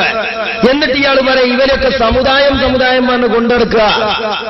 എല്ലാം ഖുർആനിൽ തന്നെ ഉണ്ടല്ലോ, പിന്നെന്തിനാ ഹദീസ്? മലപ്പുറം ജില്ലയിലുണ്ട് ഹദീസ് നിഷേധികളായ ആയിരക്കണക്കായ ആളുകൾ മലപ്പുറം ജില്ലയിലുണ്ട്. ആരാണ് സമുദായം സമുദായം എന്നാ പറഞ്ഞു നടക്കുന്നത്. ഇവരൊക്കെ നമ്മൾ പറയുന്ന പേര് സമുദായം എന്നാ. ഹദീസ് നിഷേധികളായ ആരാണ് ഈ ഹദീസ് നിഷേധിക്കുന്നത്? അത് ചേകന്നൂര് മാത്രാണോ? കാദ്യാനികൾ മാത്രാണോ? പ്രിയപ്പെട്ട സഹോദരന്മാരെ, അപ്പെന്താണ് ആളുകളിടയിൽ കാര്യം പറഞ്ഞു എന്ന് വരുത്തി തീർക്കുക. എന്നാൽ മുമ്പിലുള്ള വിവിധ ചിന്താഗതിക്കാരായ ആളുകളുടെ കയ്യടി നഷ്ടപ്പെടും ചെയ്യരുത്. ഇതിനുള്ള ചപ്പടി വിദ്യയാണ് ഈ നടത്തുന്നത്. ഇതാണ് ഈ തന്ത്രം. ഇത് ആളുകളുടെ ഇടയിൽ കയ്യടി കിട്ടാനും നിലനിൽപ്പ് നേടാനുമുള്ള ചില പരിപാടികളാണ്. എന്നിട്ടോ ഇവിടെ ആരാണ് ഇവരെയൊക്കെ സമുദായം സമുദായം വന്ന് കൂട്ടിപ്പിടിക്കുന്നത്? കാന്തപുരം ഉസ്താദ് പറഞ്ഞു അങ്ങനെ ഒരു സാമുദായിക ഐക്യൊന്നും ഇത്തരം വിഷയം നിലനിർത്തിക്കൊണ്ട് വേണ്ട. അവര് മുബ്തദിങ്ങളാണ്, അവര് വിധേയികളാണ്. അതുകൊണ്ട് അവരങ്ങനെ തന്നെ നിർത്തണമെന്നാണ് ഇസ്ലാമിന്റെ നിലപാട്. അതാണ് സമസ്ത പഠിപ്പിച്ചത് എന്ന് കാന്തപുരം ഉസ്താദ് പറഞ്ഞു. നിങ്ങൾ ശംസുലമ പോലും ചെയ്യാൻ മടിച്ച കാര്യങ്ങൾ നിങ്ങൾ ചെയ്തു. ശംസുലമയുടെ ജീവിതകാലത്ത് ഒരു വഹാബിയെ SYS എന്ന് പറയുന്ന ഒരു സംഘടനയുടെ പേരിൽ നോമ്പ് തുറക്കാനോ അവർ കത്താഴമൂട്ടാനോ ശംസുലമ തയ്യാറായിട്ടില്ല. നിങ്ങളത് ചെയ്തു ശംസുലമയുടെ പേരും പറഞ്ഞുകൊണ്ട്. എവിടെ? ഇത് 1999 ഡിസംബറിലെ ചന്ദ്രികാ ദിനപത്രമാണ്. ഈ ചന്ദ്രികാ ദിനപത്രത്തിൽ പണ്ഡിതരും നേതാക്കളും ഒത്തുചേർന്ന ഇഫ്താർ സംഗമം ഹൃദ്യമായി എന്നാണ്. എന്നിട്ട് എന്താ അതിൽ പറയുന്നത്?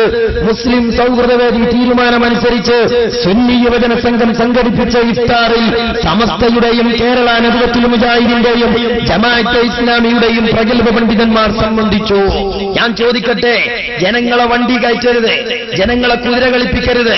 ഞാൻ വളരെ സ്പഷ്ടമായി ചോദിക്കുന്നു, കാന്തപുരം ഉസ്താദിന്റെ സാന്നിധ്യത്തിൽ, ഈ കാന്തപുരം ഉസ്താദിന്റെ കീഴിലുള്ള SSFന്റെയോ SYSന്റെയോ സംഘടനകളുടെ നേതൃത്വത്തിൽ ഈ രാജ്യത്ത് ഒരു വഹാബി മൗലവിയെ, ഒരു വഹാബി സംഘടനാ പ്രവർത്തകരെ നോമ്പ് തുറക്കാനോ അത്താഴം കൊടുക്കാനോ അല്ലെങ്കിൽ ചോറൂട്ടാനോ വിളിച്ചുകൂട്ടിയത് പറയാൻ കഴിയോ?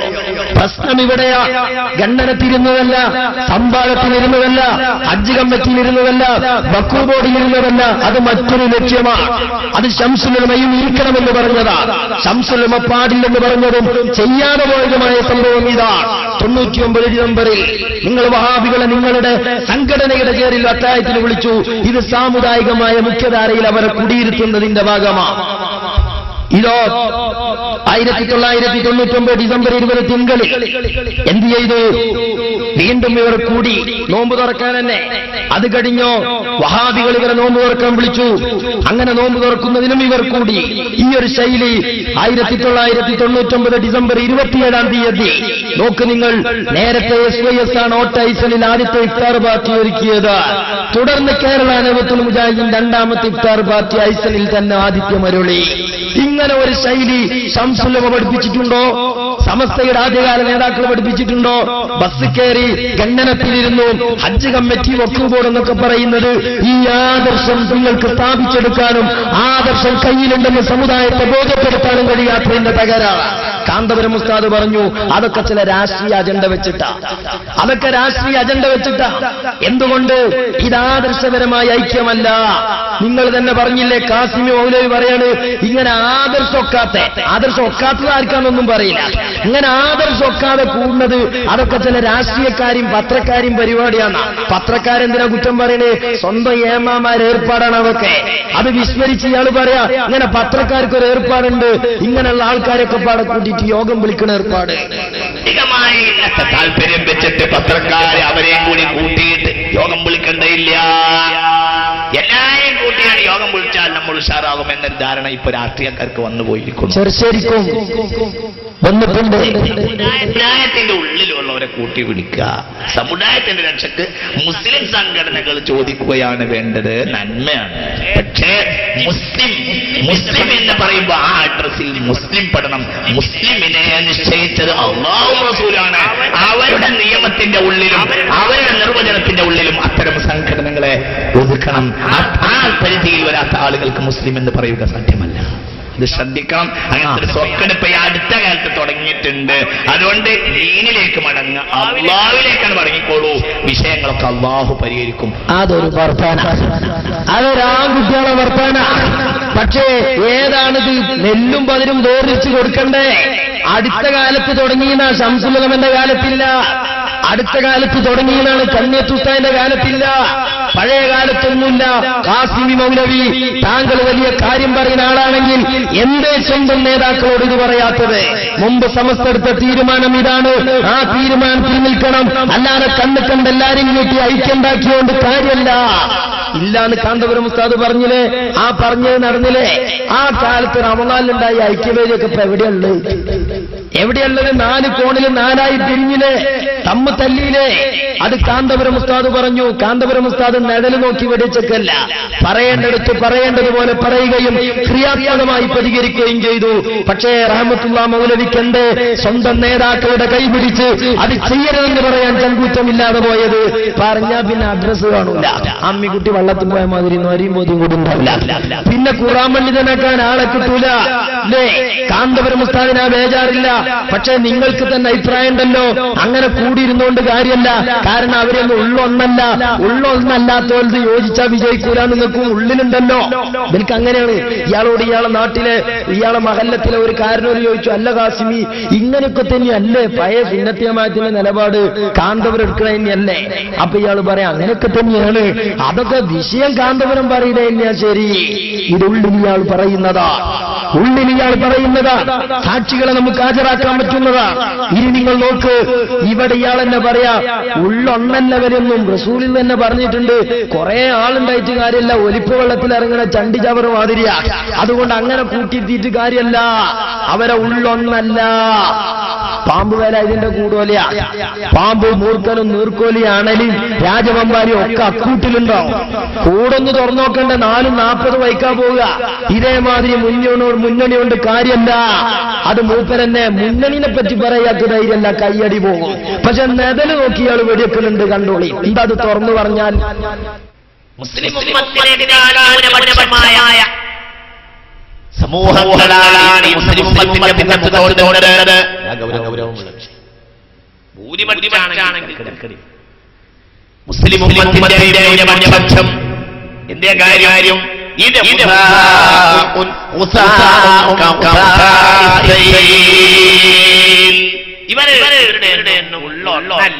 ഇതൊക്കെ അതാണ് വിഷയം. ഈ ഉള്ളൊന്നല്ലല്ലോ, ഉള്ളിലെന്തള്ളത്? മറ്റോ കാഫിറാണ്, ഇവൻ മുശ്രിക്കാണ്. മരിക്കാൻ നേരത്ത് വരെ മുശ്രിക്കായി മരിക്കണ്ട, മുജാഹിദായി മരിച്ചോന്ന് കത്തെഴുതിന്റെ പിൻഗാമികളാ. അതുകൊണ്ടാ ശംസുല്ലും അപ്പണിക്ക് പോകാഞ്ഞത്, കണ്ണിയത്തുസ്താദ് പോകാഞ്ഞത്. പക്ഷേ സ്വന്തം നേതാക്കളോട് എന്തേ മൗലവി ഇത് പറയാൻ കഴിയാത്തത്? നിങ്ങൾ കയ്യടിക്ക് വേള് പറയുന്നത് കൊണ്ടാണ്. കയ്യടി കിട്ടാൻ ഖുർആൻ ക്ലാസ് നടത്തുന്നതുകൊണ്ടാണ്, നിലനിൽപ്പിന് വേണ്ടി നിങ്ങൾ പലരെയും സുഖിപ്പിക്കുകയാ. സുഖിയൻ ക്ലാസ് കൊണ്ടാണ് നിങ്ങളെ ആളുകൾ നേതാവാക്കാൻ തീരുമാനിച്ചത്. സമുദായത്തിന്റെ താല്പര്യമുള്ളത് കൊണ്ടല്ല, അത് പറഞ്ഞുണ്ടാക്കുന്ന പൊങ്ങച്ചങ്ങളാണ്. ഇതുകൊണ്ട് തന്നെയാണ്. പക്ഷേ എന്തായി, ഇങ്ങനെയൊക്കെ പറഞ്ഞാൽ ഇയാൾ വലിയ ആദർശവാദിയാണെന്ന് ആൾക്കാർക്ക് തോന്നണല്ലോ. ആദർശവാദിയാണെന്ന് ഇയാൾക്ക് തോന്നണം. ഇയാൾ വല്ലാതെ കാര്യം പറയുന്നുണ്ട്, ഇയാൾ വല്ലാതെ ആദർശം പറയുന്നുണ്ട് എന്ന് ഇയാൾക്ക് ജനങ്ങളെ ബോധ്യപ്പെടുത്തണം. അതിന് ഇയാൾ കണ്ട പണിയന്താരങ്ങള് നേരെ കാദ്യാനികളെ മേത്തുക്കെടുത്തു. എന്നിട്ട് കാദ്യാനികളെ പറ്റി ഇയാൾ പറയാം അവര് കാഫിർ തന്നെയാണ്, അവരെ പള്ളി കയറിക്കൂടാ എന്നൊക്കെ. പക്ഷെ വഹാബിയാള് മുർത്തദീങ്ങളാന്ന് പറഞ്ഞൂടെ? വഹാബിയാള് മുർത്തദീങ്ങളാന്ന് പറഞ്ഞെടുത്തൂടെ? ജമാ ഇസ്ലാമി മുർത്തദിയാന്ന് പറഞ്ഞൂടെ? അത് പറഞ്ഞാ ഒക്കൂല. അപ്പൊ ഇയാൾ എന്ത് ചെയ്യാണ്? എനിക്ക് നിങ്ങളെ മാതിരി അങ്ങനെ ഒരു ആളെ നോക്കേണ്ട കാര്യമൊന്നുമില്ല, ഞാൻ എല്ലാം പറയും, അതുകൊണ്ട് നിങ്ങളെ മാതിരി അതിര് വിട്ട വിപുലീകരണം ഒന്നുമില്ല. ആരെ മാതിരി? ഇവിടെ ഇപ്പോ അങ്ങനെ പറയുകയാണെങ്കിൽ ഇവിടെ ആരെങ്കിലും കാദ്യാനികളെ കൂട്ടിയാണ് യോഗം വിളിക്കണ്ടേ? കാദ്യാനികളെ കൂട്ടി യോഗം വിളിക്കുന്ന ഒരു പ്രശ്നം ഇവിടെ അല്ല. പിന്നെന്തിനാ ഇയാൾ കാദ്യാനികളെ കൂട്ടി യോഗം വിളിക്കണത് പറഞ്ഞുകൊണ്ട്? അങ്ങനെ അതിര് വിട്ട് വിപുലീകരണം നിങ്ങളെ പോലെ എനിക്കില്ലാതെ ആർക്കപ്പോ ഉണ്ട്? ഇവിടെ ആരും ചെയ്തിട്ടില്ല. പക്ഷെ എന്താണ് ഇയാൾ ഇങ്ങനെ ജനങ്ങളെ മുമ്പിൽ മാജിക് നടത്തുക? എന്ത് ഇയാൾ ഭയങ്കര കാര്യം പറയട്ടോ, നമ്മളൊക്കെ കുറച്ച് മോശക്കാരാ, നാട്ടിലെ എല്ലാ അനിമങ്ങളും കുറച്ച് മോശ, പക്ഷെ ഇയാൾ കണ്ട കാര്യം പറയുന്ന ആളാന്ന് വരുത്തി തീർക്കാൻ വേണ്ടി ഇയാൾ അത് പറഞ്ഞിട്ട് പറയാണ് കാദിയാനി കാഫിർ തന്നെ. പോരാ, കാദിയാനി കാഫിർ തന്നെ. അതിലിപ്പോൾ ആർക്കും തർക്കല്ല. ഇവിടെ പൈലാർക്കും തർക്കല്ല. തർക്കല്ലെങ്കിൽ ഇൻകാറില്ലെങ്കിൽ പിന്നെ തേക്കിയത് അതിനനുസരിച്ച് പോരെ. കമ്പ്യൂട്ടറിന്റെ സഹായമല്ല. എത്ര വട്ടം ഇയാളത് പറയുന്ന കാര്യങ്ങള്. അപ്പൊ എന്താ അത് കേൾക്കുമ്പോൾ ആൾക്കാർക്ക് ഈമാൻ ചൂടാകും. ഭയങ്കരട്ടോ ഇയാൾ ആരെ മുന്നിലും കാര്യം പറയട്ടോ, വല്ലാത്ത മുസാഫിന്റെ നടക്കണ്ടട്ടോ പൊട്ടീസ. ശ്രദ്ധിക്കണം, ഒന്ന് ഉറക്കാൻ. നിങ്ങൾക്ക് ഇത് സഹകരണമല്ല എന്നാണ് എനിക്ക് തോന്നുന്നത്. നിങ്ങൾക്ക് സഹകരണം അല്ലെങ്കിലും ഞാൻ പറയാണ്, എനിക്ക് നിങ്ങളുടെ അതിര് വിട്ട ആ വിപുലീകരണ ബോധമൊന്നും ഇല്ലാത്തതുകൊണ്ട് ഞാനത് തുറന്ന് പറയാണ്. ഖാദിയാനി കാഫിർ തന്നെ, ഖാദിയാനി കാഫിർ തന്നെ, ഖാദിയാനി കാഫിർ തന്നെ, ഖാദിയാനി കാഫിർ തന്നെ, ഖാദിയാനി കാഫിർ തന്നെ, ഖാദിയാനി കാഫിർ തന്നെ, ഖാദിയാനി കാഫിർ തന്നെ. ഖാദിയാന്റെ പള്ളിയിൽ കയറണ്ട, ഖാദിയാനോട് സലാം പറയണ്ട. ഇല്ലെങ്കിൽ ഹബീബായ റസൂലുള്ളാഹിന്റെ സ്വർഗ്ഗത്തിൽ കിടക്കാം, ഹബീബിന്റെ കൂടെ കിടക്കാന്നോ? അപ്പൊ കണ്ടില്ല ഞങ്ങള് കാദ്യാനി കാഫിറ നീ സമുദായത്തെ പഠിപ്പിച്ച ഇയാള് പെട്ട പാടോക്കാണ്. ഇയാളെ എത്രയാ ഇയാളതിന് മസിൽ പിടിച്ചത് അല്ലേ? ആർക്കാപ്പതിൽ തർക്കമല്ല. ഇൻകാറുണ്ടെങ്കിലല്ലേ ഇത്ര തേക്കിയത് ആവശ്യമുള്ളൂ. അപ്പൊ എന്ത് വേണം? ഇയാൾക്ക് ആളുകളെ തെറ്റിക്കാൻ കഴിയൂല. എന്നാ ആദർശവാദി എന്ന് വരും വേണം. അതിനുള്ള നല്ല എന്താണ്? കാദ്യാനികളെ മേത്തുക്കെടുത്താൽ മതി. അതേതായാലും ക്ലാസ്സിലുണ്ടാവില്ലല്ലോ. അപ്പൊ അതിനും വേണ്ടി ചെയ്യുന്ന ഒരു പരിപാടി. ഇതിങ്ങനെ കാണുമ്പോ ചങ്ങും കൊല്ലിയും വലുതാക്കി മുമ്പ് തീർക്കുന്ന സാധുക്കൾ ഭയങ്കര കേട്ടോ. കാരണം എന്താ? എനിക്ക് നിങ്ങളെ മാതിരി അതിര് വിട്ട വിപുലീകരണം അല്ലാന്ന് ആദ്യം പറഞ്ഞു വെച്ചിക്കണല്ലോ. അപ്പൊ നമ്മളൊക്കെ മോശം തന്നെയാണ്, ഇയാൾ കുറച്ച് ഉസാറാ ഖലാസ്. എന്നിട്ടോ ഇയാൾ പറയും എനിക്ക് പ്രശ്നമല്ല, എനിക്ക് അടുത്ത കുറി ക്ലാസ് നടന്നാലും പ്രശ്നമല്ല. അങ്ങനെ ഞാനൊരാളാണ്, ഞാൻ ഭയങ്കരാണ് എന്ന് ഇയാൾ ആൾക്കാരെ പൊട്ടീസാക്കുക. അന്ന് ഞാൻ ആളെ കുറ്റം പറയലിന്റെ ലക്ഷ്യമല്ല. സമുദായത്തിന്റെ ചില കാര്യങ്ങൾ ഏറ്റെടുത്തിട്ട് ആളായി വരുന്ന ചില ആട്ടിൻ തോലണിഞ്ഞ ആളുകളാണോ ഇത്തരം ആളുകളെന്ന് ഈ വാക്കുകളിലൂടെ ന്യായമായും സംശയിക്കേണ്ടിയിരിക്കുന്നു. ഹബീബായ റസൂലുള്ളാഹിനോട് ശ്രദ്ധിക്ക്. ഹബീബായ നബിയോട് എനിക്ക് നിങ്ങളുടെ ഒരാളോടും വിരോധമില്ല, വിധേയത്വമില്ല. എനിക്കിന്റെ ദീനിനോടാണ്. അടുത്ത നാളങ്ങളെല്ലാവരും അണ്ട് വന്നില്ല എന്ന് വിചാരം എനിക്ക് പ്രശ്നമില്ല. നിങ്ങളെ പത്രം എഴുതിയിട്ടില്ലെങ്കിലും എനിക്ക് പ്രശ്നമില്ല. പ്രശ്നം തന്നെയാണ്, നിങ്ങൾക്ക് പ്രശ്നം തന്നെയാണ്. അല്ലെങ്കിൽ നിങ്ങൾ പറയും ഈ സമുദായം പറഞ്ഞ് നടക്കാത്ത ഐക്യച്ച് എന്തിനാ നേതാക്കന്മാര് പോണേ? ഏത് രാഷ്ട്രീയക്കാരാ മുമ്പില്ലാത്ത ഏർപ്പാടുണ്ടാക്കിയ സമുദായത്തോട് പറഞ്ഞു കൊടുക്കേ. എന്നിട്ടോ വീണ്ടും ഇയാൾ പറയാ സത്യം അണ്ണാക്കിന് നാവുണ്ടെങ്കിൽ ഞാൻ പറയുന്ന. നാവ് എവിടെയാന്നുള്ളത് വേറെ ചർച്ച ചെയ്യാം. പക്ഷെ ഇയാൾ പറയാണ് അണ്ണാക്കിന് നാവുണ്ടെങ്കിൽ ഞാൻ സത്യം തുറന്നു പറയും. സത്യം വിളിച്ചു പറയൽ മാത്രമാണ്, സത്യത്തോട് മാത്ര പ്രതിബദ്ധത. അത് അണ്ണാക്കിൽ നാവുണ്ടെങ്കിൽ പറയും ചെയ്യും. അതിനോരുത്തനെ പേടിക്കണം, പ്രശ്നമില്ല. താങ്കൾക്ക് നല്ല പേടിയുണ്ട്, താങ്കൾ അസത്യേ പറയുള്ളൂ. സത്യം അങ്ങനെ പറയുകയാണെങ്കിൽ പിന്നെ ചേളാരി നിൽക്കാൻ കഴിയോ? അതുവരെ തങ്ങൾക്ക് കഴിഞ്ഞിക്കണോ? അപ്പൊ അത് കഴിയൂല. അപ്പൊ അസത്യമേ നിങ്ങൾ പറയുന്നുള്ളൂ എന്ന് ഞാൻ നിങ്ങളെ കുറിച്ച് ആരോപണം ഉന്നയിക്കല്ല. താങ്കൾ പറയുന്ന മാതിരി ആരോപണം മൗലവി ഞങ്ങൾ പറയില്ല. നിങ്ങൾ അസത്യമേ പറയുള്ളൂ. നിങ്ങൾക്ക് ചില ആൾക്കാരോട് വ്യക്തിപരമായ വിരോധവും വെറുപ്പുണ്ട്, അത് വെച്ചേ നിങ്ങൾ സംസാരിക്കുള്ളൂ എന്ന് ഞാൻ തെളിയിച്ചു തരാം. എവിടെ? ഒന്ന് നിങ്ങൾ നോക്ക്. ഇയാളെ ക്ലാസ്സുകളിൽ വളരെ ആവേശത്തോടെ പറഞ്ഞൊരു വിഷയമാണ് പരിശുദ്ധമായ റമളാനിൽ. ആ റമദാനിൽ ഒറ്റയിട്ട രാവുകളിൽ ലൈലത്തുൽ ഖദർ പ്രതീക്ഷിക്കാം. നമ്മുടെയൊക്കെ നാടുകളിൽ 27-ാം രാവിന് അതിന് വലിയ പ്രാധാന്യം കൊടുത്ത് പ്രതീക്ഷിക്കാറുണ്ട്. അതുപോലെ 29-ാം രാവിനും പ്രതീക്ഷിക്കാറുണ്ട്. ഇങ്ങനെ ഒറ്റയിട്ട രാവുകളിൽ പ്രതീക്ഷിക്കാവുന്ന ഒരു രാത്രിയാണ്. അന്ന് ഈത്തിക്കാഫിരിക്കുക എന്ന് പറഞ്ഞാൽ വളരെ പുണ്യമുള്ള കാര്യമാണ്, നല്ല കൂലി കിട്ടും. അതിനർത്ഥം ഒരാള് ഇനിയിപ്പോ സ്വലാത്തിയില്ല കൂലിട്ടൂലെന്നല്ല, ഒരാള് നിസ്കരിച്ചാ കൂലിട്ടൂലെന്നല്ല. ഈത്തിക്കാഫ് അല്ലാത്തതൊക്കെ അന്ന് ഹറാമാണ്, എവിടെയില്ല. അതുകൊണ്ട് തന്നെ ബഹുമാനപ്പെട്ട സയ്യിദ് ഇബ്രാഹിം ഖലീൽ ബുഖാരി തങ്ങൾ തീരുമാനിച്ചു, ആലിമീങ്ങളുടെയും സാദാത്തുക്കളുടെയും കൂടെ ഇരുന്നിട്ട് സ്വലാത്തും ദിക്റും ചൊല്ലി നേരം വെളുക്കുവോളം ആ ഒരു രാത്രിയെങ്കിലും അയാത്താക്കട്ടെ. 27-ാം രാവാണെങ്കിൽ അൽഹംദുലില്ലാഹ്, അല്ലെങ്കിലും അൽഹംദുലില്ലാഹ്, ചെയ്തതിന് ഖൈർ തന്നെയാണ്. ഇത് ചെയ്തപ്പോ എന്തായി, ചില ആളുകളുടെ കാലിലോട്ടൊന്ന് മണ്ണൊലിക്കാൻ തുടങ്ങി. എന്തേ കാരണം എന്നറിയങ്ങള്, ഖലീൽ തങ്ങൾ തൊട്ടപ്പുറത്ത് മുമ്പൊരു പള്ളിയിൽ നിന്നും കോണമ്പാറ, അവിടുന്ന് ഒരു മുത്തമ്പാദിക്കും അയ്യത്തസ്കരിക്കൂല എന്ന് പറഞ്ഞതിന്റെ പേരിൽ ഇറങ്ങിപ്പോരേണ്ടി വന്നതാ. അന്ന് അവിടെ നിൽക്കുന്ന കാലത്ത് ഖലീൽ തങ്ങൾ പാപ്പ സ്വലാത്തും ദിക്റും ചൊല്ലി ആ പള്ളിക്ക് നല്ല വരുമാനവും സാഹചര്യവും സൗകര്യവും ഉണ്ടായി. ഖലീൽ തങ്ങൾ പാപ്പ പോന്നപ്പോ എന്ത് ചെയ്തു, അതൊക്കെ തൽക്കാലം സ്റ്റോപ്പായി ഇപ്പുറത്തേക്ക് വരാൻ തുടങ്ങി. കാരണം പള്ളിന്റെ ജോലി കണ്ടിട്ടല്ലോ, തങ്ങന്മാരെ മാറ്റം കണ്ടിട്ട് കൊടുത്തതാ. അപ്പൊ എന്ത് ചെയ്തു, വേറൊരു മോചാരെ കൊണ്ടെന്ന് അവിടെ സ്വലാത്ത് തീരുമാനിച്ചു. പക്ഷെ സ്വലാത്ത് തീരുമാനിച്ചിട്ട് കാര്യമുണ്ടോ, മഞ്ച മുമ്പിൽ കയ്യൊന്തിക്കാൻ പറ്റുന്നു തോന്നുന്ന ഒരാൾ കൂട്ടത്തിൽ വേണ്ടേ, അതുകൊണ്ട് ആൾ ഇങ്ങോട്ട് വരാൻ തുടങ്ങി. അങ്ങനെ മറ്റതങ്ങനെ മുന്നോണം പോയോണം പോയി. അങ്ങനെ ഇരിക്കുമ്പോഴാണ് ഖലീൽ തങ്ങളുടെ 22-ാം വലിയ സമ്മേളനം നടക്കുന്നത്. ആ സമ്മേളനം ചില ആളുകൾക്ക് ചില താല്പര്യക്കുറവുണ്ടാക്കിയപ്പോൾ അവരുടെ കയ്യടി കിട്ടാൻ വേണ്ടി ഇയാൾ എന്ത് പറഞ്ഞു, ഇയാൾ പറയാണ്, ഖലീൽ തങ്ങളെ മൊന വെച്ചുകൊണ്ട് ഇയാൾ പറയാണ്, ചില ആളുകൾ 22-ാം രാവിലെ ഒരു പ്രത്യേക ലൈലത്തുൽ ഖദർ ആകുമെന്ന അഭിപ്രായമൊന്നുമില്ല. ഇയാൾ വലിയ തേക്കിക്ക് പറയാം. ഇവിടെ ഇപ്പൊ ഖലീൽ തങ്ങൾ പറഞ്ഞിട്ടോ 22-ാം രാവിലെ എന്നെ ലൈലത്തുൽ ഖദർ അറിഞ്ഞാന്ന് അല്ല, അന്ന് പ്രതീക്ഷിക്കാൻ പറ്റുന്ന രാവാണ്, അന്നത് ചെയ്യട്ടെ എന്നുള്ളതാണ്. പിന്നെ ഇയാൾ പറയാം അതൊക്കെ വിദഗ്ധ. കാരണം എന്താണ്, അങ്ങനെ 22-ാം രാവ് പ്രതീക്ഷിക്കാവുന്ന ഒരു രാത്രി, അത് 29-ാം രാവാണെങ്കിലും 27-ാം രാവാണെങ്കിലും ഒക്കെ ആക്കത. അങ്ങനെ ലൈലത്തുൽ ഖദർ പ്രതീക്ഷിക്കാവുന്ന ഒരു രാത്രിയിൽ എന്താ ചെയ്യേണ്ടത്, അന്ന് പൊതുവായ ഒരു സ്ഥലത്തേക്ക് പോകലല്ല, പള്ളിയിൽ പോയി ഈത്തിക്കാഫിരിക്കുക വേണ്ടെന്നാണ് ഇയാൾ പറയണേ. അത് ഇയാൾ എന്തിന്റെ പേരിൽ പറഞ്ഞതാ, ദീനിന്റെ ആത്മാർത്ഥത കൊണ്ട് പറഞ്ഞതാണോ, താല്പര്യം കൊണ്ട് പറഞ്ഞതാണോ? ആണെങ്കിൽ അയാളുടെ ജീവിതത്തിൽ അത് കാണിക്കണ്ടേ, കാണിച്ചോ. ആദ്യം അയാളുടെ പ്രസംഗം നോക്ക് നിങ്ങൾ. ലൈലത്തുൽ ഖദർ എന്നാണെന്ന് ഒരിക്കലും ബഹുമാനപ്പെട്ട ശറഅ് പറഞ്ഞിട്ടില്ല. ഇത് ഗൗരവമായി ചിന്തിക്കണം. സാധാരണക്കാരായ ആളുകളെ ഇത്തരം കാര്യത്തിൽ ആരും കബളിപ്പിക്കരുത്, പ്രത്യേകിച്ച് പണ്ഡിതന്മാർ അത് ചെയ്യരുത്. പണ്ഡിതന്മാർ അത് ഗൗരവമായി മനസ്സിലാക്കേണ്ടത് തന്നെയാണ്. എൻ്റെ വിനയത്തിന്റെ ഒരു അപേക്ഷ പറയുകയാണ്. 22-ാവിന് മാത്രമായി ഇങ്ങനെ ഒരു സംഗതി ആളുകളെ ലൈലത്തുൽ ഖദറായി നിജപ്പെടുത്തി പറയുക എന്നത് ശറഅന്റെ പരിധിക്കപ്പുറമുള്ള ഒരു സംഗതിയാണ്. ഒരിക്കലും അത് ശറഅ് അംഗീകരിക്കുകയില്ല. ഒന്ന്.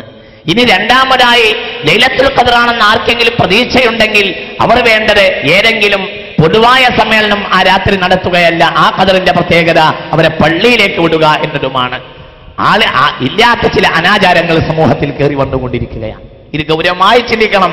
ഇതൊരു പക്ഷപാതിത്വം പറയുകയല്ല, അങ്ങനെ ധരിക്കരുത്. ഇത് താങ്കൾ സത്യം പറഞ്ഞതാണോ, ഇത് ദീനായി താങ്കൾ പറഞ്ഞതാണോ? ആണെങ്കിൽ അങ്ങനത്തെ രാത്രികളിൽ അയാൾ പൊതുസമ്മേളനത്തിൽ വരാൻ പാടുണ്ടോ? അയാൾ ജനങ്ങളെ പൊതുസമ്മേളനത്തിൽ ക്ഷണിക്കാൻ പാടുണ്ടോ? ഇല്ലല്ലോ.